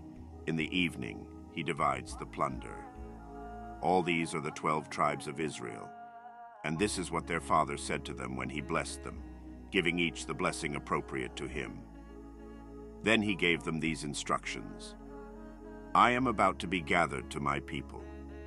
Bury me with my fathers in the cave in the field of Ephron the Hittite, the cave in the field of Machpelah, near Mamre in Canaan, which Abraham bought along with the field as a burial place from Ephron the Hittite. There Abraham and his wife Sarah were buried. There Isaac and his wife Rebekah were buried. and there I buried Leah. The field and the cave in it were bought from the Hittites." When Jacob had finished giving instructions to his sons, he drew his feet up into the bed, breathed his last, and was gathered to his people. Joseph threw himself on his father and wept over him and kissed him. Then Joseph directed the physicians in his service to embalm his father Israel. So the physicians embalmed him, taking a full 40 days, for that was the time required for embalming. And the Egyptians mourned for him 70 days. When the days of mourning had passed, Joseph said to Pharaoh's court, "If I have found favor in your eyes, speak to Pharaoh for me. Tell him, my father made me swear an oath and said, 'I am about to die. Bury me in the tomb I dug for myself in the land of Canaan. Now let me go up and bury my father, then I will return.' Pharaoh said, 'Go up and bury your father, as he made you swear to do.' So Joseph went up to bury his father. All Pharaoh's officials accompanied him, the dignitaries of his court, and all the dignitaries of Egypt, besides all the members of Joseph's household and his brothers, and those belonging to his father's household. Only their children and their flocks and herds were left in Goshen. Chariots and horsemen also went up with him. It was a very large company. When they reached the threshing floor of Atad, near the Jordan, they lamented loudly and bitterly, and there Joseph observed a 7-day period of mourning for his father. When the Canaanites who lived there saw the mourning at the threshing floor of Atad, they said, "The Egyptians are holding a solemn ceremony of mourning." That is why that place near the Jordan is called Abel Mizraim. So Jacob's sons did as he had commanded them. They carried him to the land of Canaan and buried him in the cave in the field of Machpelah, near Mamre, which Abraham had bought along with the field as a burial place from Ephron the Hittite. After burying his father, Joseph returned to Egypt, together with his brothers and all the others who had gone with him to bury his father. When Joseph's brothers saw that their father was dead, they said, "What if Joseph holds a grudge against us and pays us back for all the wrongs we did to him?" So they sent word to Joseph, saying, "Your father left these instructions before he died. This is what you are to say to Joseph. I ask you to forgive your brothers the sins and the wrongs they committed in treating you so badly. Now please forgive the sins of the servants of the God of your father." When their message came to him, Joseph wept. His brothers then came and threw themselves down before him. "We are your slaves," they said. But Joseph said to them, "Don't be afraid. Am I in the place of God? You intended to harm me, but God intended it for good to accomplish what is now being done, the saving of many lives. So then, don't be afraid. I will provide for you and your children." And he reassured them and spoke kindly to them. Joseph stayed in Egypt, along with all his father's family. He lived 110 years and saw the 3rd generation of Ephraim's children. Also, the children of Machir, son of Manasseh, were placed at birth on Joseph's knees. Then Joseph said to his brothers, "I'm about to die, but God will surely come to your aid and take you up out of this land to the land he promised on oath to Abraham, Isaac, and Jacob." And Joseph made the Israelites swear an oath and said, "God will surely come to your aid, and then you must carry my bones up from this place." So Joseph died at the age of 110, and after they embalmed him, he was placed in a coffin in Egypt.